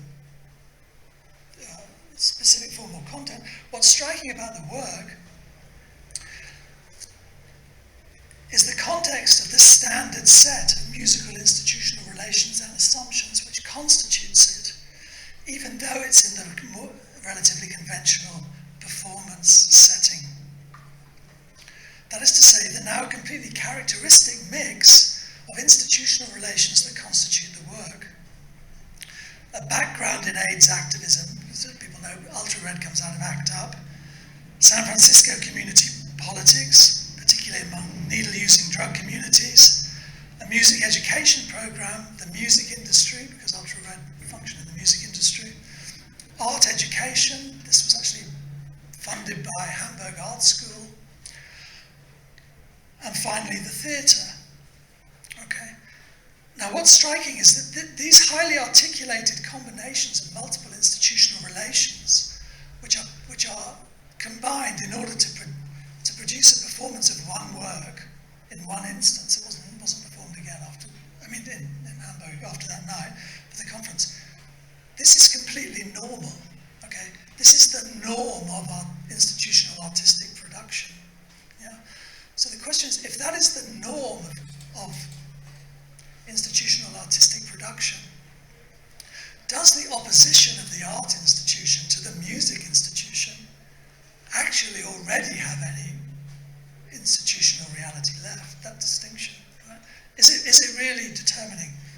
In this respect, an imaginary Kunsthalle for music already exists, just not in the form of a building or the mode of occupation of an existing Kunsthalle type institution, but simply as a modality, a musical modality of art space itself. However, final point, what does it mean under these conditions to continue this, to designate this musical modality of art space as for music, right? Does this for music of the Kunsthalle for music not annul the radically negative impulse of music is not, by restoring the negated term securely self-sufficient within the institutional space of its negation, beyond its merely negative image, in a new enduring kind of positivity? So, should we not be discussing the production of a Kunsthalle for not music, perhaps?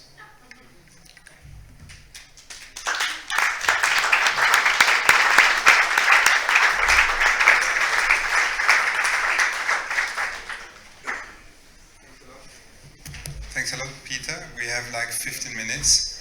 I guess there are hardly any questions or things to discuss. We'll definitely answer everything in 15 minutes. Thanks for this kind of, I don't know how to call it, a linguistic, both linguistic and symptomatological reading of the title, as if music is a kind of subconscious of contemporary art, in a way, which reminded me of one of your definitions of like what the contemporary of contemporary art mainly. It's post-conceptual. It's a reminder that this old fantasy of conceptual art, that the aesthetic can be completely wiped out, is an impossible dream. So in that sense, you know, the ephemerality or the aesthetic nature of music is also a symptom. This was a kind of long transition in order to, like, I was hoping, Ari, that you join us in a way, because like one of the qualities of Peter's paper was to really address some of the issues at stake. So maybe instead of me asking questions or immediately opening the floor, I thought maybe you wanna also address some of the questions and some of the proposals even.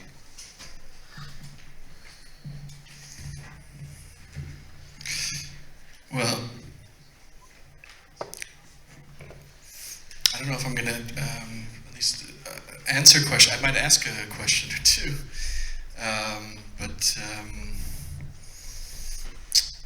But thank you for that, Peter. That was,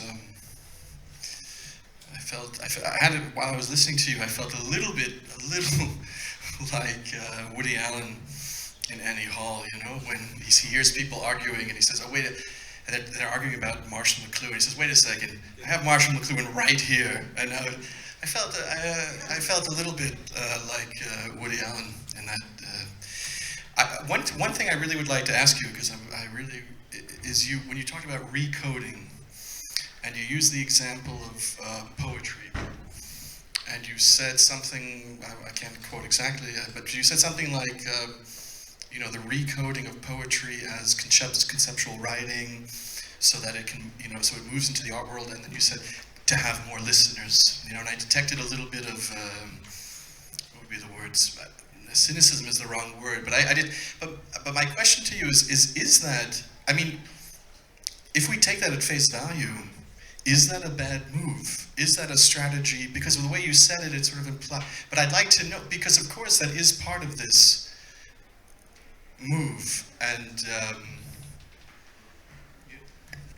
there's a kind of irony here, though, because I mean, poetry does genuinely have a problem under current cultural conditions of building audience because of its difficulty, because of its well, the point is, as does new music, but as does not music. So the question here really is to do with the fate of new music. Yeah, the question is, does the continuation, if you like, of the philosophical and musical avant-garde impulse of new music, continue as more new music? Right? I think that's over. I think it's been over for a long time.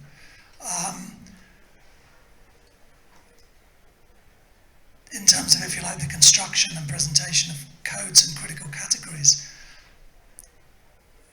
But of course, there's a distinction between those codes and critical categories and the very specific practices that are being encoded under them, right?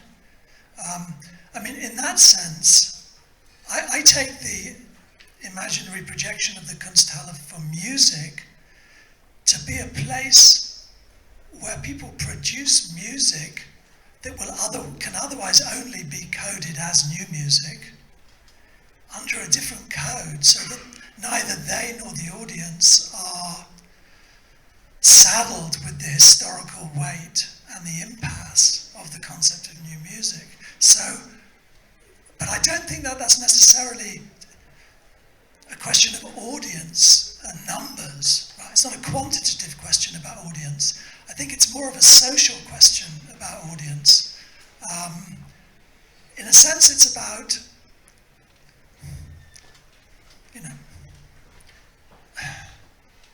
the capacity of music to have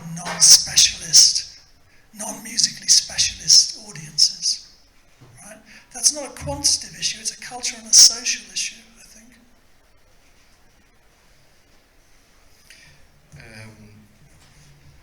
Yeah, I absolutely agree, and in a way I wish we had more time. At this point, I would almost love to bring in Christina Lee.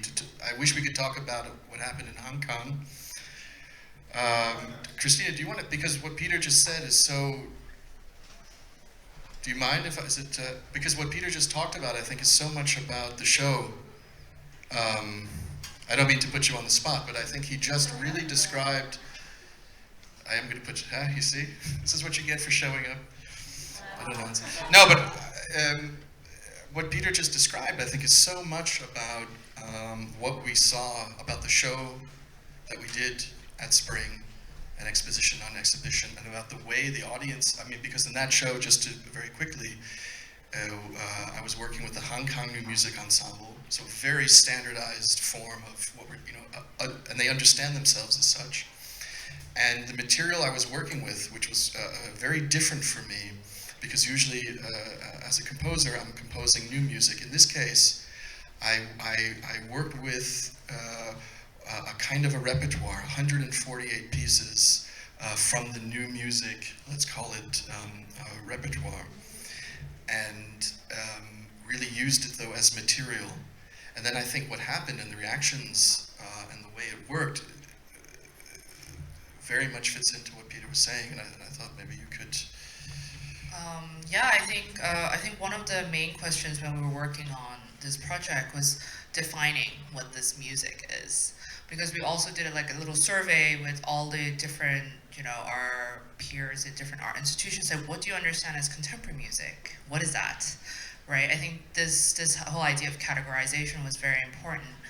And I think by working with the Hong Kong New Music Ensemble, which primarily performs Western canonical, let's say contemporary music, as well as Asian new commissions that they also do, by playing them they were playing all these pieces throughout the duration of 3 weeks. We very deliberately also asked people not to be afraid of not knowing these categories. Like, you need to be a specialist audience. So we really invited audiences to stay as long as they want. The repertoire is there. People can really watch the performers play their pieces, and also we're there to answer questions if we can. Obviously, because we're also, Spring Workshop, we're an arts institution, so we also don't have that know-how. So that was very interesting, like how we interface that. How do we educate people as well? But we kind of asked them to come into the space in the state of not knowing. Like, you're not expected to be like, I know everything. So I think that was also quite a liberating experience for let's say, the primarily art audience that we got to visit the exhibition. Yeah, that's what I guess that's what you wanted me to explain a little bit, right? Yeah, I mean, what's interesting also about this not knowing is that not knowing can also be, I mean, it goes back to the whole negation. It's also very positive, huh? It's not like a negative, like I don't know.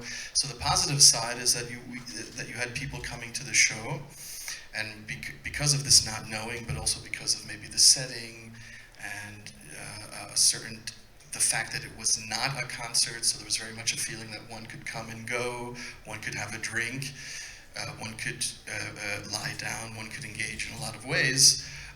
You had people, for instance, reacting very emotionally, very strongly to a performance of Marteau sans maître by Boulez, and saying, what is that? That's so amazing. And I'm quite sure that they would, probably not go to a concert featuring music by Pierre Boulez, and if they did go, I think many of the same ones who felt so strongly, because also they were very close to the musicians. There's also a kind of a physical, that if sitting in the audience, being removed, being sort of forced to sit there, and that many of those people would not have the same reaction. And so that's why I thought it really fit into what Peter was saying, and yeah. But are we getting close, like, again, to dangerously close to what we discussed a bit at the beginning of one of my questions at the beginning of the first panel, namely that it all becomes about the mise en scène of already existing music. So this is the Boulez, nobody would go and listen, but here we have this kind of contemporary art, social, different like atmosphere or mindset, where people would actually listen to it and be capable of having an emotional response. I mean, I'm so disappointed you're not a genius, so that is a harsh question, maybe, but trying to coming from Peter's definition of like really what contemporary means, it is, and I say harsh because according to you, I don't know, like 80% of contemporary art does not even fulfill your criteria or like how many? 99.9%. So there's a lot of art produced in the world. You should check the statistics. But it's enormous. Landfill will not contain it. Your definition is a very interesting one, namely that it's about a fictional production of a contemporaneity, if I put it very, very simple, that we do not live all in the same time, and that's the task somehow of art. And like discussing, listening to this discussion now, I'm wondering, like, is music capable of doing that, and or is there a kind of social naivete in thinking, bringing people together, that is a kind of function of music, and not in a critical way, but I hear that a bit in your like aspiring. This is to view it from the point of view of reception, right? I want to view it from the point of view of production, because the fundamental difference here, which has to be negotiated, is the difference in the division of labour, right? And the multiplicity of division of labours. In other words, how within musical space do you occupy the position of the artist, right? Because you can't just be the composer, right? Or you can't just just be a composer who conducts or whatever. You have to, in a sense, completely rethink your relation to the totality of practices that make up ultimately the work as a whole. And obviously music historically has had very strict divisions of labour, right? So I'm not saying that you abolish the division of labour, right? It's historically still early for that. You have to rethink the division of labour, and you have to rethink the relations between the people performing different tasks. It seems to me that that's the fundamental issue. How would you then read the example that Ari gave that is for me very striking?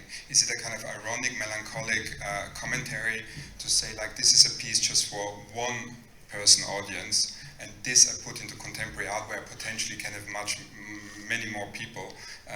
Is that the wrong? For me, it's an allegory of neoliberalism. But like in Ari, it set free this kind of desire of like having an institution that fits. But I'm wondering whether that's, would you agree?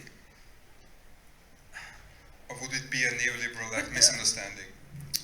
We're talking about institutions in a kind of odd way. I mean, we're talking about institutions as if they're not there and then you make one, and it's once you've made it, it's there, then people will come and inhabit it and do things in it or something like that. Institutions aren't really like that. I mean, institutions are made up of the complex processes of the social relations, of the production of the works. That's all there is ultimately that's meaningful to the institution. So the practices will make the institutions if the practices change. So this is why I have a problem with this idea that we know we have this fixed thing called the art institution, which is actually incredible fluidity. It has an incredible capacity to reproduce itself, but it's also very fluid. We have this other set of institutions which have become completely ossified, which we're calling music institutions, and we're going to try and revive one by putting it in relation to the other. I think that's the wrong way to think about it. I think you have to think about it from the point of view of production and the point of view of what would it mean for a music maker to be an artist in the sense of a contemporary artist? What would they have to do? How many of them would there have to be? What would they have to do together? How would they relate to institutions? Right? Otherwise, it's too sociological. It's like you want to produce art out of a better sociology. And you got to take into account the kind of global transnational condition. That's also an important criteria. And I think it's not by accident that this endeavor is a kind of global endeavor with various institutions on different levels. Yeah, it's not. And it's also not a coincidence that as part of this, for instance, symposium, that it was so important tomorrow, for instance, to have auditions, to have composers working with people, to actually have, because I do think of it very much that way. I mean, I do think of, yes, we're talking about an institution, the Kunsthalle, but I think absolutely it's about, first you imagine some kind of container, you know, that is to me the first thing that one would, but right away then you imagine to fill that container, and there we're with production. But I mean, for me, the good thing about the Kunsthalle for music is that it's imaginary, and hence,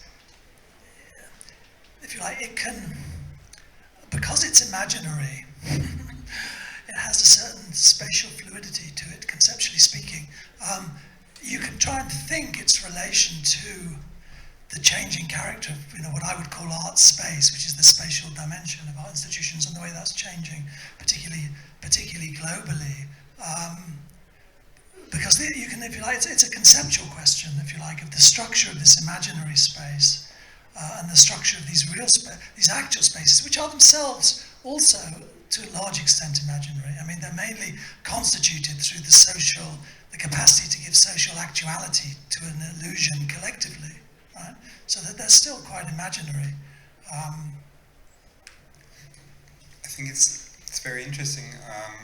Unfortunately, we have to finish, but especially this, now you called it like imaginary. I think before you said that this Kunsthalle for music is not something that needs to exist in the future, or that did already exist, but rather, instead of understanding in a temporal logic, rather in a modal logic, in the sense of it's already at stake in art institutions. But maybe there's also a certain tension towards in our third panel, that we now like somehow transition without having a proper break. I don't know how we're going to do that, but making Peter disappear and fly over there or so. But before I do that, I want to say thanks a lot. This is really dense presentation and discussion. And thanks for the spontaneous performance.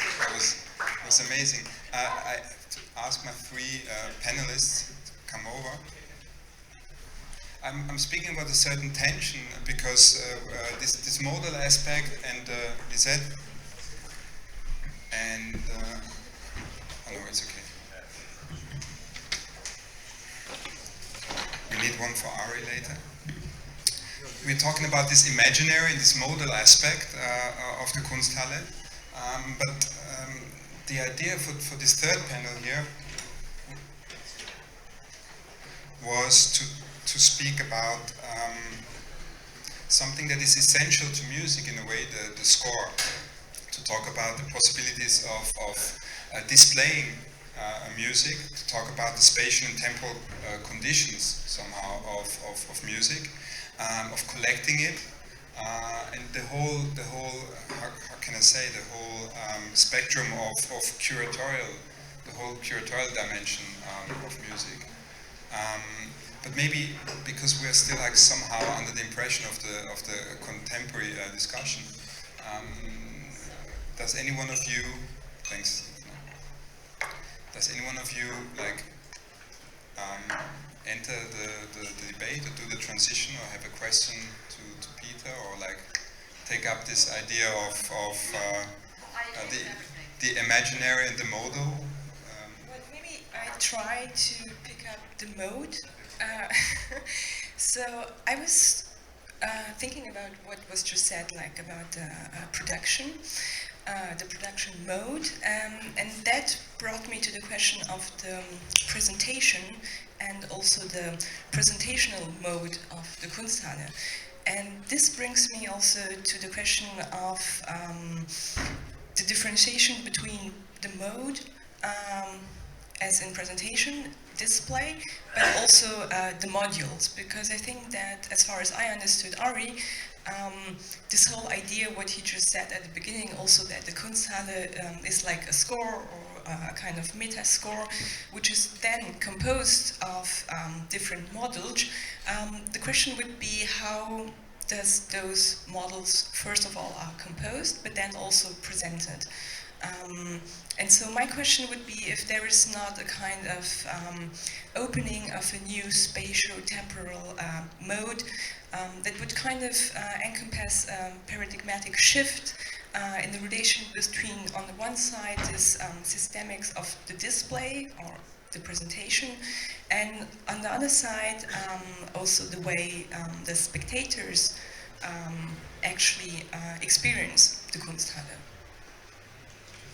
To understand, so this modal condition that you took up from Peter, the question now would be like, what kind of like modes of presentation, what kind of display modes would it ask for within the contemporary art field? Is that? Yes, and in which kind actually the presentational mode is already part of the composition? Like in which way, as an artist and from the perspective of the production, the presentation is already a mode that is already part of the composition. Yeah, that's a very good point. I think it's been touched upon now a few times in different ways, that what we are not talking about is a space where, let's say, various musical performances happen at a certain time, and a kind of music museum, let's say. This has kind of been a little bit of tension about, is that the thing, is that not the thing? It's kind of come to the surface. And I think now you bring up a whole issue that really gets to the heart of it, because what I'm thinking about and what I've been trying to talk about, and I think what has also come through in the first panel, but also Peter brought it up, is, and this is I think a little bit what you meant, moving from the first negation to the second negation, and very interestingly, although I'm quickly back to you, the second negation, which if we had more time, but at the end you wrote, comma, as it is currently understood. That's a key, I mean, that's a major, as it is currently understood, because I would say we don't currently understand what music is, or rather we have, perhaps one could even lost an understanding of what music is. In any case, it's a very confused time, because if I can hold up, you know, a CD, or even now a stick or whatever, right? And I'm not saying this from an anti-technological point of view, I'm just saying it from a kind of, like a kind of rhetorical, ontological, you know, that if you can hold that up and say, I have the new music by so-and-so, clearly we're a bit confused, and this has a lot to do with media and recording technology, and the fact that now the media has completely, the media of recording music has now completely usurped music, which again is as a live, which I understand as a live art, a social art, so that now the recording, as if the photograph would replace the painting. You know, clearly there's some kind of,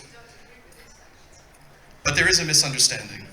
Or do you not see a misunderstanding? Or what is it you don't, what, before you contradict Lisette Yeah. Smits, I was so like too many tasks at the same time that I didn't mention the names of the panelists. Okay. So Marie-France Rafael, Francois, Quintin, and Lisette Smits. Who contradicts? Yeah, maybe I'll finish and then you can contradict me.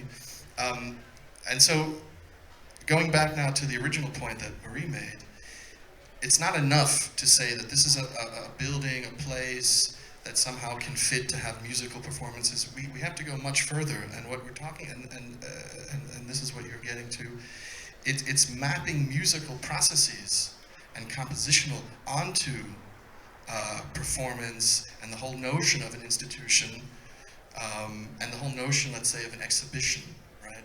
So that you're showing, which is a very musical state. I mean, music is always in a state of becoming something. I mean, there is no, right? Music is not, at least until it became digital, music was not, it was never present in any discrete format, right? Music is not a film. A film are still images shown really fast to trick us into thinking we're seeing something that we're not. That's not, music doesn't work that way.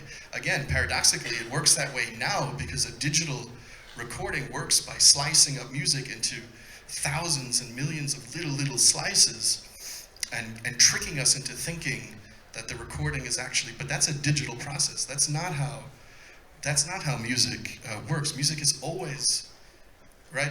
And so it's a process, at its heart, it's a process driven, I also say social, and it's about mapping that onto the institution and about works and how one works and how one interacts with an audience, with a public. That's where a lot of the energy has to go. And so when we're talking now, and we are of course talking very specifically about a show, an exhibition that will happen here at Witte in January 2018. We talked about it just this afternoon. I'm talking to Defne a lot about composing a show that is changing, it's a process, it may be changing over time, and audiences may be seeing different modalities. So in other words, even a rehearsal mode might be part of the show, that you might actually as an audience be seeing works that are coming into the show, other works that are leaving the show, and that would all be on display. This is like a fundamentally musical ideas that are being mapped onto an idea of an institution, an exhibition, etc. Okay, contradiction. I hope you still disagree. Yes, I do. You can disagree in this. Well, I disagree with this division between music and the music as a kind of, after music production, like it's kind of like an antisocial or commercial, which the commercial is true. But now I'm a bit confused because I thought, in my perspective and in my approach, I address music also as a totality. And I'm a curator working in contemporary art. but I really don't understand this division. It seems to be like very old-fashioned. The division between the music as a kind of live and social thing versus produced music, digital for the masses, and this is actually something that why I made an exhibition about music, because of a kind of envy, let's say, from the art world towards the music, because I think that music can do something that art cannot do. Or, I mean, it's this kind of old, maybe, you know, like envy about audience, about immediate effect, about, yeah, I mean, addressing people from all kind of different categories. It's, I mean, but it seems to be like that you're talking from, you know, like only a kind of a high art music. If you have an answer, I've never been accused of that before, but all right, yeah. No, you know. There is no, well, there is a division. It's not about high and low. It's not a high and low issue. It's a you know, I mean, recordings. I mean, I just think it's very fascinating that we have understood that. Well, okay, I'll make another bad analogy that you probably will disagree. But sometimes even bad analogies are helpful.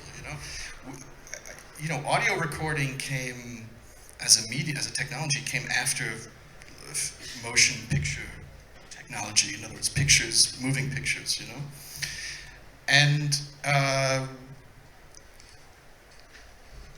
when the technology of being able to record moving pictures happened, you know, we know the film of the train, and everyone like freaked out because the train was coming, and all of that.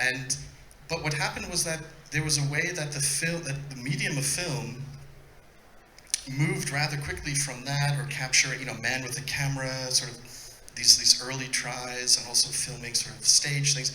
And I won't, obviously there's no time to get into the history of cinema, but it became cinema, in a word, right? It became, this goes back to what I said before about the term recording artist. I just think what's fascinating with the audio medium is that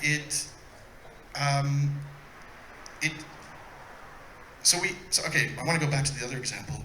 It's not when film, the technology of being able to record pictures, it didn't happen that there was a mass movement to say, fantastic, now we can record plays, and now we don't have to go to the theater, we can all watch plays together on a screen, and this is theater, and we call this theater.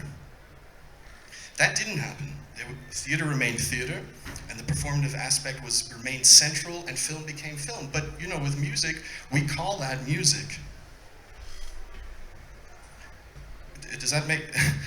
Maybe it's a big silence. So I don't know if that makes sense, but maybe Francois. Because Peter was talking about the category of like production, and I know that like you're very much interested in like the production. So let's have maybe a look at, maybe you can say something about like what the differences of producing music within contemporary art, producing contemporary art. Yeah, I think there's no difference actually. The thing is, just to go on what we just said, maybe the difference with cinema is the fact that maybe the public is educating oneself itself.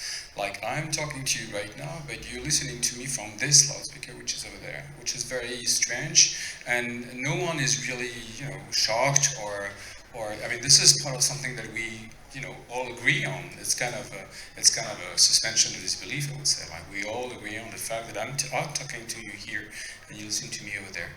The thing I wanted to say is, well, I'm not a philosopher. I'm in charge of an institution in Paris, which is the Lafayette Foundation, Lafayette Anticipation.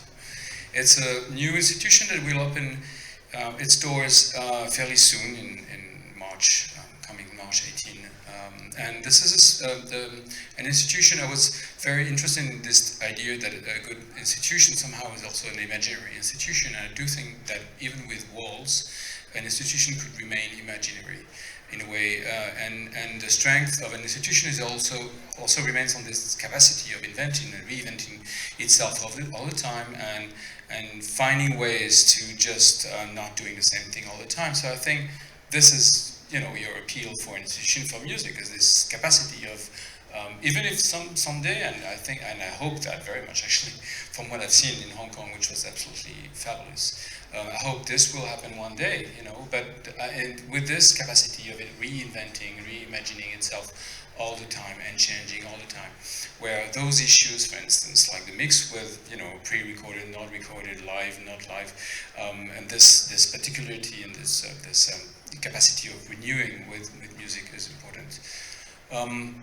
Just what I wanted to say, if I just can go back to the things I've been doing, I used to be a musician myself. I used to I studied arrangements before working in the art fields, in jazz music at the time. I didn't make my living of it, but I tried. And when I started to work, I worked, you know, for several years in the art field, and when I had the opportunity to be director of an institution, which was one of those FRAC, you know, FRAC Champagne-Ardenne in Reims, I proposed to orient the collection and the activity of the FRAC with this strong specialty into music. That was like very early 2000, and at the time there was two texts that was very influential to me. One was David Toop, Ocean of Sound, and the other one was this text by Peter Sandy called Listen, A Little History of Our Ears. And the thing which really appeared to me is that at the time, music changed, of course, but the reason why it was so important for me to work in that direction, despite the fact that I love music, is the fact that the listener had changed.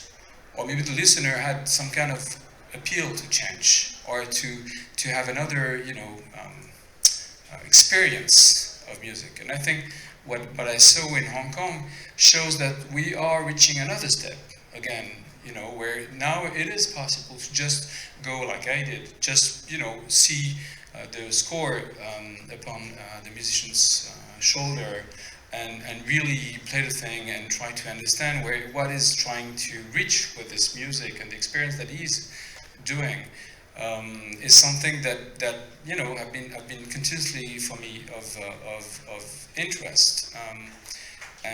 Yeah, so that's what I think is important, is the fact that the quality of the listener have changed. I think that's the main thing, and that's, for me, that's the reason why Kunsthalle for music could actually exist today. And I think the difference between art and music has been really reduced a lot in the past, like, 10 years. I don't know. Maybe to pick up this idea of the listener had changed, also as far as I understood your distinction between recording and live, I think it's also the question in which way, in certain situation, the listener wants to hear a live musical performance as he is used by the recordings he can listen at home. For example, I don't know, maybe people who go to a concert from Kraftwerk are disappointed by the live performance because they want to hear this perfect sound which they know from the recording. And so I think what I find interesting thinking about the Kunsthalle is exactly this kind of what is put on display, and in which way it's not only about the music, but it's also about the performance in a bodily way of music. So yeah, maybe Ari, you can say something about that. Yeah, that's true. I mean, well, which is, I think you can see here by the sort of what we were just talking about, or maybe a little bit disagreeing about. There is a focus with this whole project on music and the body, and returning it to the body, and social. I think it's true, you know, recordings themselves, I think, did do something to music, did change music. As far as the social nature, then I think you would have to wait some few more years to maybe the technology that I personally consider, even beyond recordings, perhaps maybe the technology that altered music the most and the most irreparably, and that would be the headphone. Because we can't talk about this without talking about the headphone. I have it's actually not the slide that I showed you, but it's the second photo underneath.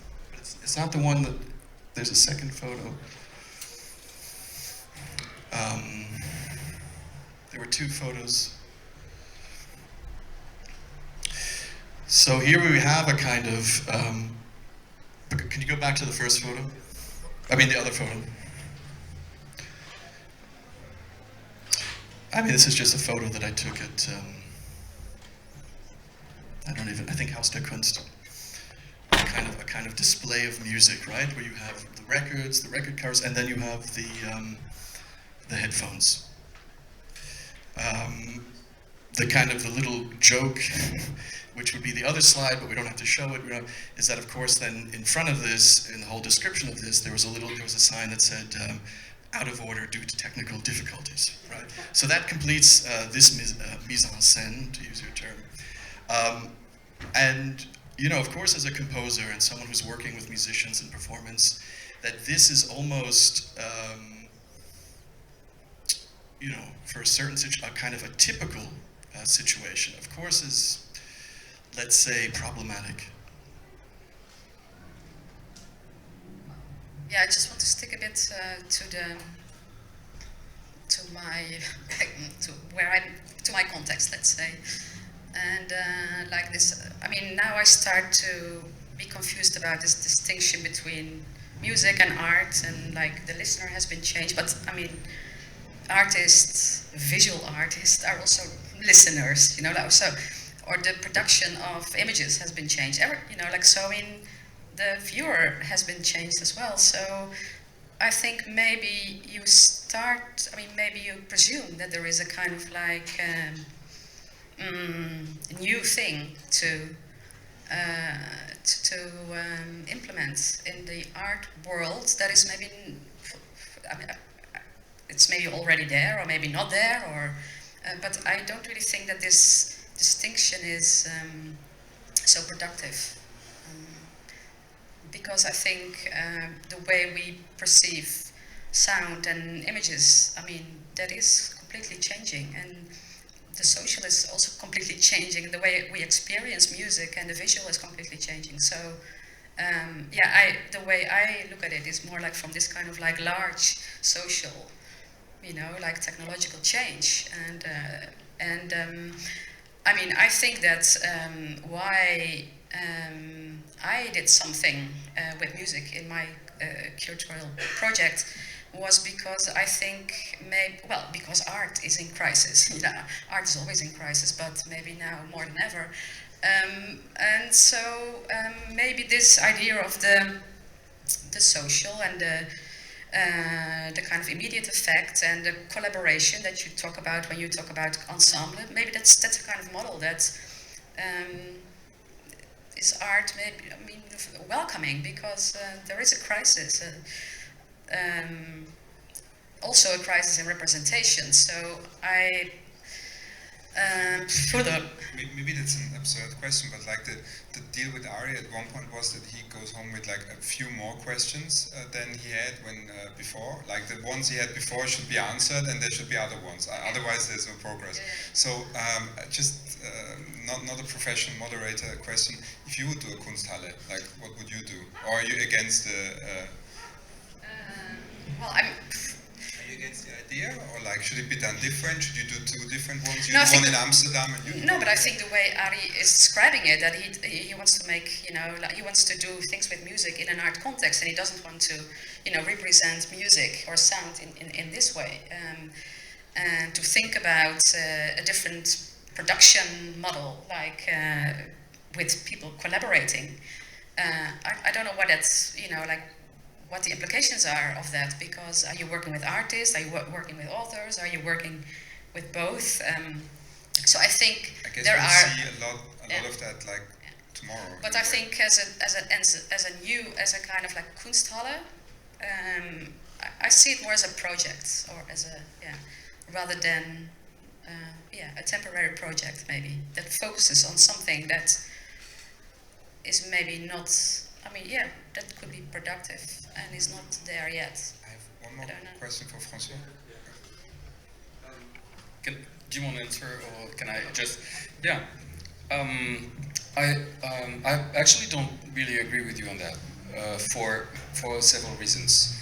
One of them is that there's a lot of institutions right now that are happening that wouldn't be able to exist 10 years ago. Like in France, there's the Musée de la Danse, which has been created by Boris Charmat, which is very important and has really opened a lot of new questions about the presence and the physical presence of dance in that kind of thing, which is important.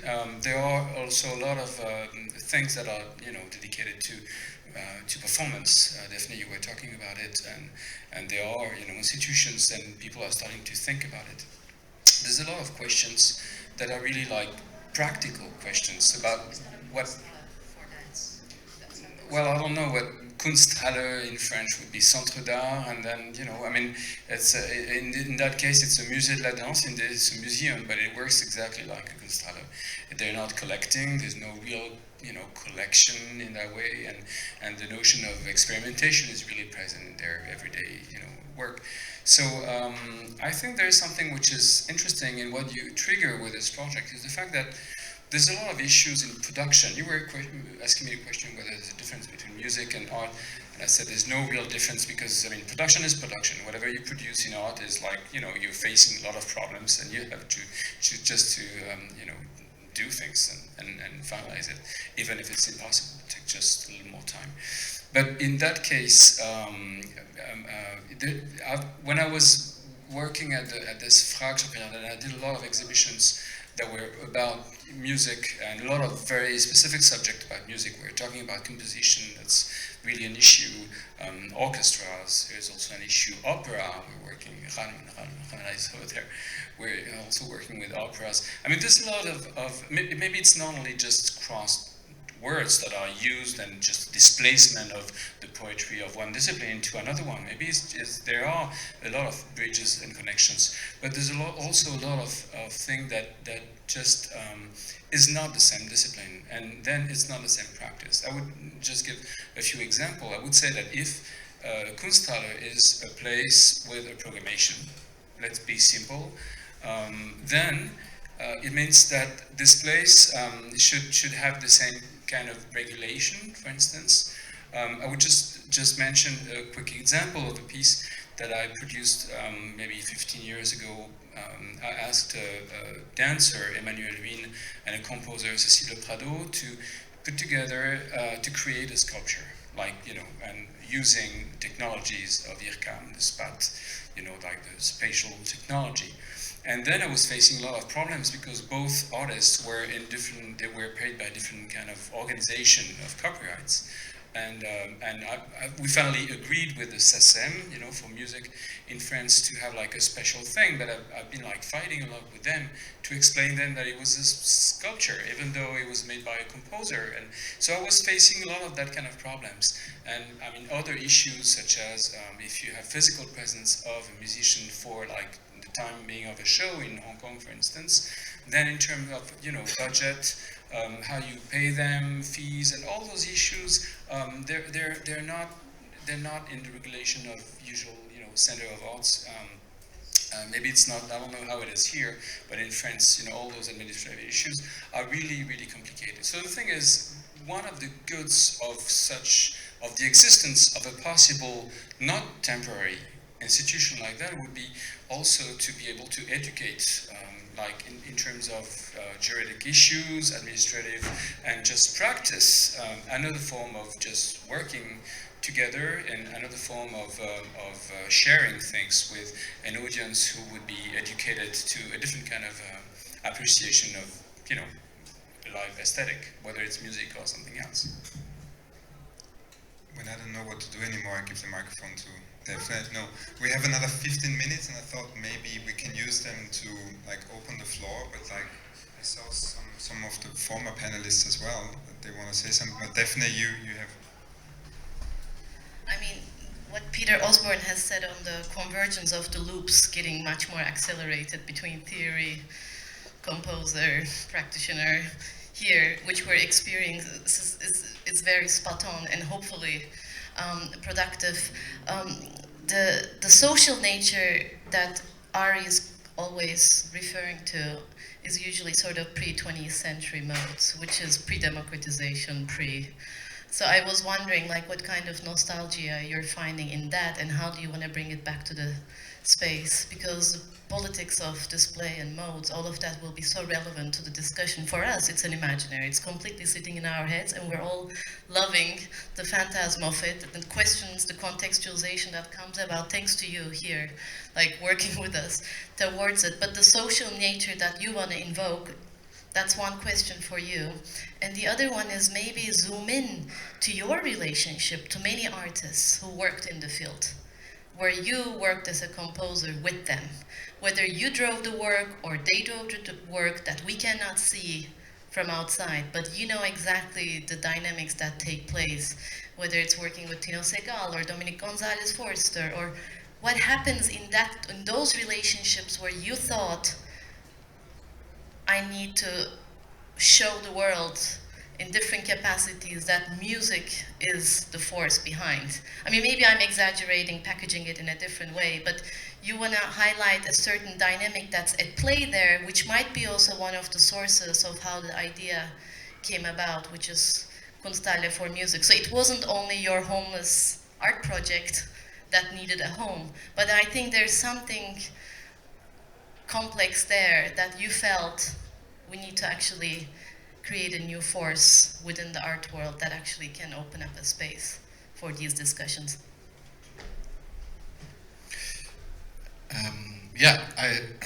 I'll try to keep the answer short because it would be interesting to bring in some other questions. But the first part first, you know, the pre-democracy thing. Yeah, it's interesting. I mean, you say it's a sort of pre-democracy. I had a similar, I did a talk with Freeze magazine and Samson Young, and it was, and people, and it came back to me like, oh, you're a utopian. You believe in utopia, And I said, no, I'm a cynical New Yorker. I don't believe in utopia, and I don't believe in. And so it's funny that it's reflected back. The thing is, I think what I need to say is it's a certain belief in music. And so again, it's not that I'm nostalgic, or it's not that I'm retro, or even anti-technology. It's just that as a musician, I understand that the way music has functioned for thousands of years is that if you want to hear a piece of music, you need to either play it yourself, or someone has to play it for you. That's it.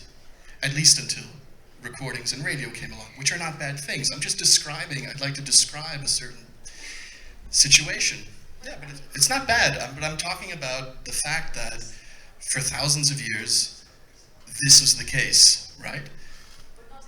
But not anymore. Exactly, which is great. You can listen to your phone, you can listen music, which is totally great. But somewhere in at least for me, but I also know from working with others and other composers and other performers, in the base of music is still a kind of a social need, a social that actually the act of music making is a social act, whether it just be between performer and a listener, whether between a group of performers. And this brings me to the second part of your question, which also though goes back to something you said, Lisette, but also hooks up to actually what we've been talking about here, which is sort of modes of music making. Of course, music in that sense is very collaborative. I think as musicians, and this may be an answer why art is also maybe looking towards some musical strategies, is that music making is by its nature collaborative. And so when I did this work with Henri Sala, Dominique Gonzalez-Foster, Tino Segal, Sadana Fief, etc., it was very, very natural for me, coming as a composer and a musician, this collaborative kind of mode. And then I was lucky, although I suppose it wasn't total luck, but of course those particular artists are artists who are working very musically, even if they wouldn't define themselves as musicians. They're working in a very musical way, and so very early we were able to have a language, even though I didn't go to art school, Henri couldn't read notes or whatever, But we had a way of communicating and a way of collaborating that felt very natural. Questions? If everyone has a question, can be 1 second long. No, there's time for a few questions. 2 or 3 says Defne, but like I need 1 first. I know that there are questions. I spoke with some of you during the break. Hi, thanks for the lovely discussion.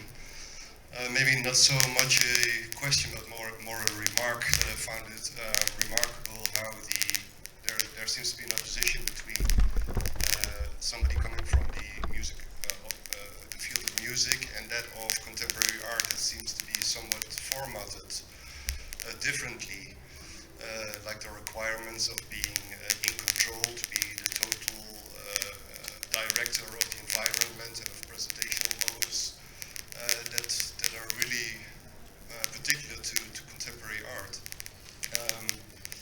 But one of the traits of contemporary art, as I understand it, is also that it has to bridge different histories, and so maybe there's also something in contemporary art that needs a different history to deal with.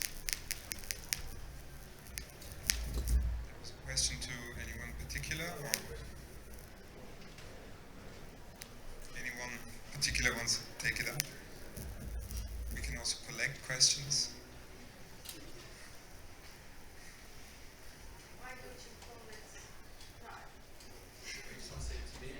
Why can't it be Kunsthalle for music, but then the music is this idea of music that is completely inclusive, you know, like the way I thought it was going to be, but or why are you not calling it Kunsthalle for live music or live art or something, so it's maybe more specific, because you seem to be thinking about it in a very specific way. So just, yeah, it's very practical, sorry, but.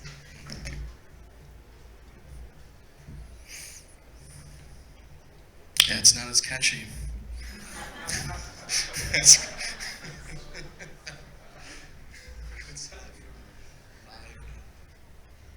I would like to tie in with his comment and phrase it as more of a question or maybe a challenge even to Ari, because I understand that historicizing this phenomenon is not your main aim, but I still find after this whole day I'm a bit disappointed that I get so little history, that there's so little reference made to the very elaborate histories that there are, starting with Namjoon Paik's disposition of music. Even if you want to go into the more performative realm, you have Steve Reich, you have all these people performing in galleries all the time ever since. There's also so much theory written about this. There's also so much theory written about the conceptualization of music and music performance by Seth Kim Cohen, by Doug Barrett most recently, also very much arguing against the distinction of art and music, and I think making a very 21st century claim that I find your theories or your approach so far for me doesn't really tie in with that at all, and I would just be curious how you position yourself with respect to that.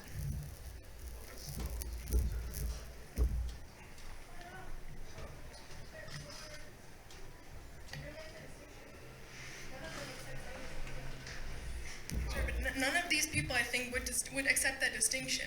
Steve Reich maybe the most, but any of the Fluxus composers, Namjoon Paik, starting out as a composer, ending as a video artist, like he never cared for these distinctions. And also, especially the writers that I'm mentioning, are writing about music, contemporary conceptual music, just as much as about visual art. So they're really combining these discourses, and I'm missing that today a little bit.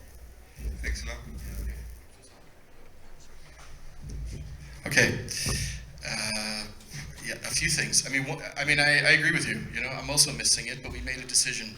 I mean, to cover all that. You know, Jörn alluded to the fact we're in the process of teaching a seminar. It takes a seminar. Yes, you know, but this is a huge, and it seemed with the people we had at the time, we had sort of a better use of the time and a more kind of interesting to jump right into the Kunsthalle for music with all the problems. And I think, you know, something I talked to Armen about very early on was the idea of doing a symposium not on something that exists, not on a set of facts that we can discuss, It's also something Jörn and I talk about, but in fact discussing something that's in a process. So of course there's a lot of questions and a lot of things that we don't agree on, and even I'm not totally sure about myself, although I'm pretty sure there won't be any headphones in the Kunsthalle for music. But so just to that, I agree, you know, and it's a huge field. I think this thing about distinction, I mean, you know, I'm going to have to watch the video and sort of, because I hope I haven't given the impression. I mean, yes, it's called the Kunsthalle for music, and of course it's a rhetorical trick aimed to push a few buttons, the word Kunst, music, and I think it's a fair question. I think, you know, you raise some points. Yes, music, of course it's been allowed into the museum. We all know about, you know, concerts that take place in museums. We all know about the opening night, now seemingly obligatory opening night music performance. But I do have to say, and I'm, you know, and we can discuss this maybe afterwards, you know, but if we would talk even anecdotally about all of the exhibitions that we visited, how often in those exhibitions we've been confronted by a musical situation, not as a concert, not as a separate performance, but in the exhibition. You know, it's a fairly rare occurrence, you know, and I think it's fair to ask the question, why? What is music's place in this? And I don't, by saying that, I don't mean to sort of highlight distinctions in a way. You know, it's almost the opposite. But I think starting with something that does highlight, you know, a Kunsthalle for music, there's almost a kind of this distinction that's almost a bit of a contradiction in a title like that. I do think is very helpful. And I think it's also what Francois was talking about. When we, you know, it's a little bit easy on a theoretical level to kind of, you know, sort of Seth Kim Cohen it, kind of even. But when you start to have to produce this work, and you really deal with issues like, well, we have to rehearse, or how do you, you start to realize that there are actually issues there that are beyond, you know, that are practical issues. Where you do see that there are differences, you know, of how do you, it makes sound, it's loud, how does that work together with the other works, it's timed, you know, I mean, all of these things that have been you know, have been dealt with maybe with video, you know, we all know examples, do you put video in a black box, do you run the video on a loop, but if you run it on a loop, it's a very different work than maybe the artist intended, and so do you show it at a specific time, but then if you show it at a specific time in a black box, you almost have like a cinema in the museum. I mean, this is stuff that's gone on now for decades with video art, and I think with music, we're as far as practically, not theoretically, but practically, still sort of at the beginnings of figuring out how can that practice work inside of exhibitions. So, you know, I think the distinction at this point is maybe more rhetorical and conceptual as something that I would really fight for, as being like, I believe that, you know, it's totally distinct and it's a completely different thing. But I do know that on a production level, there are some big distinctions that need to be sorted out in order for the work to exist. That brings us back to the first panel, because the question is about an institutionalizing of music, which is not the same as music existing or performances and so on. And I thought about that because there's one last question, and Victoria, I don't know what your question is, but maybe I guess in the right direction. No, it's more of a comment kind of going off from what you just said, because I think it kind of ties in with two issues. Firstly, with Peter's presentation before, but also in your insistence on this kind of essentializing a certain concept of sociality that's only possible through your particular kind of conception of music.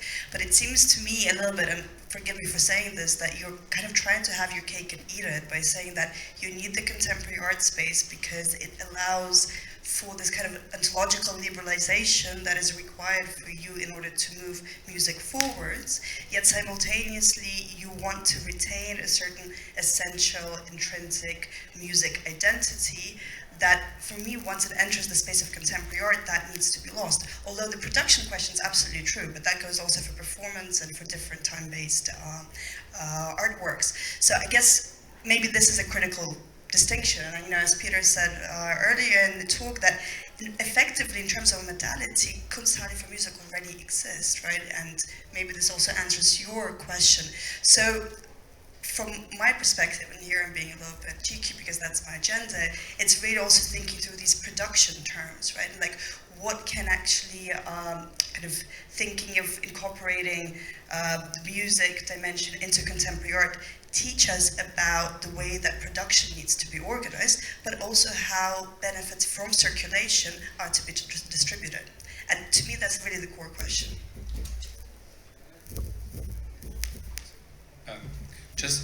I'm sorry, I don't want to answer for Ari on that issue. I just wanted to say one thing is, of course, this history is very important. There's a lot of very beautiful exhibitions and catalog that I've been doing, particularly throughout the years of 2000, about those issues and this kind of common history, you know, and bridges between music and art.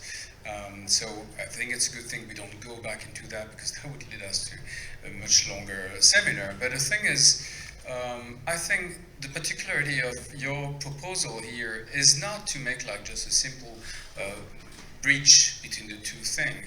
You are a musician, you are a composer, and I'm very sensitive to the fact that there's a lot of musicians and composers here in the room here that maybe some of you could understand the possibility that it offers this state of mind that you're putting up here, and I think it makes a lot of sense in a way where it's not a matter of just reaching the two together. What's going on here? So, yeah. It's not the thing of just being up some kind of equal situation and exchange between art and music. It's not so interesting. And I think there's something very interesting about this relation between music and art, of like any other kind of relation, is the misunderstanding. Precisely, the fact that sometimes you just go wrong, and that makes things sometimes more interesting. So I don't consider this as just like an equal situation between two disciplines that would just like, you know, go together and do something together. It's Harris' point of view is the point of view from the point of view of the musician, looking at another way to practice music in order to be in another situation and creative situation. So I think that's the notion of from where do you speak is very important here. He speaks from the musician, who is like, you know, very excited about what contemporary art is today, but he's speaking from the musician, you know, part. And this is really, I think, what makes this project very particular and very new for me. Well, it makes the project also very personal, which can be really beautiful. But we are just discussing also what is the urgency of it in a larger. I think so. That's maybe why the discussion is. But I think also picking up the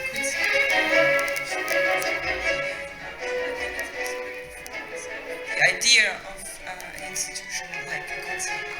So I think it's also a very performative approach to this whole concept. On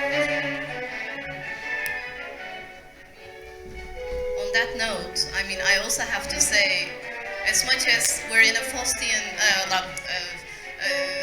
pact, where, you know, the art world is seemingly the vampirical hatching onto the artist to co-create and recreate itself, the way institutions like ours work are by no means prepared to deal with budgets that work with music, with live work, with live performer fees. So it has such consequences on the institution itself. So that's something that will be probably more visible also throughout the whole symbiosis we're going to experience.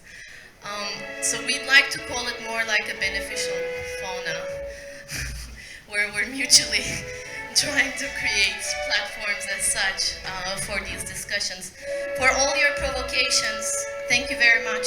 For your presence, also thank you very much to our audience. Ari, thank you for taking up all the questions. And please this come will keep tomorrow. going. This is really just the first part, and tomorrow there will be the theoretical contributions by the non-theoreticians. So it will be the musical discussion. And action is tomorrow, so join the action, and so we can keep thinking through the experiences as well. Ari, maybe you mention the composers and also why we're listening to Haydn now as a final upsheet. yeah, please come tomorrow to actually see some of this in practice with 3 composers we've invited, Elena Rikova, Jonathan Bepler, and Wojtek Blechhardt, 3 very important composers and very interesting composers who, as Lisette said, of course, something like this begins with a very personal moment, but then expands. And we are in a moment right now of expansion, and that's what's happening tomorrow as we begin to have auditions, build the ensemble, and have the composers working with some of the new ensemble members. So please do come tomorrow to be part of this expansion.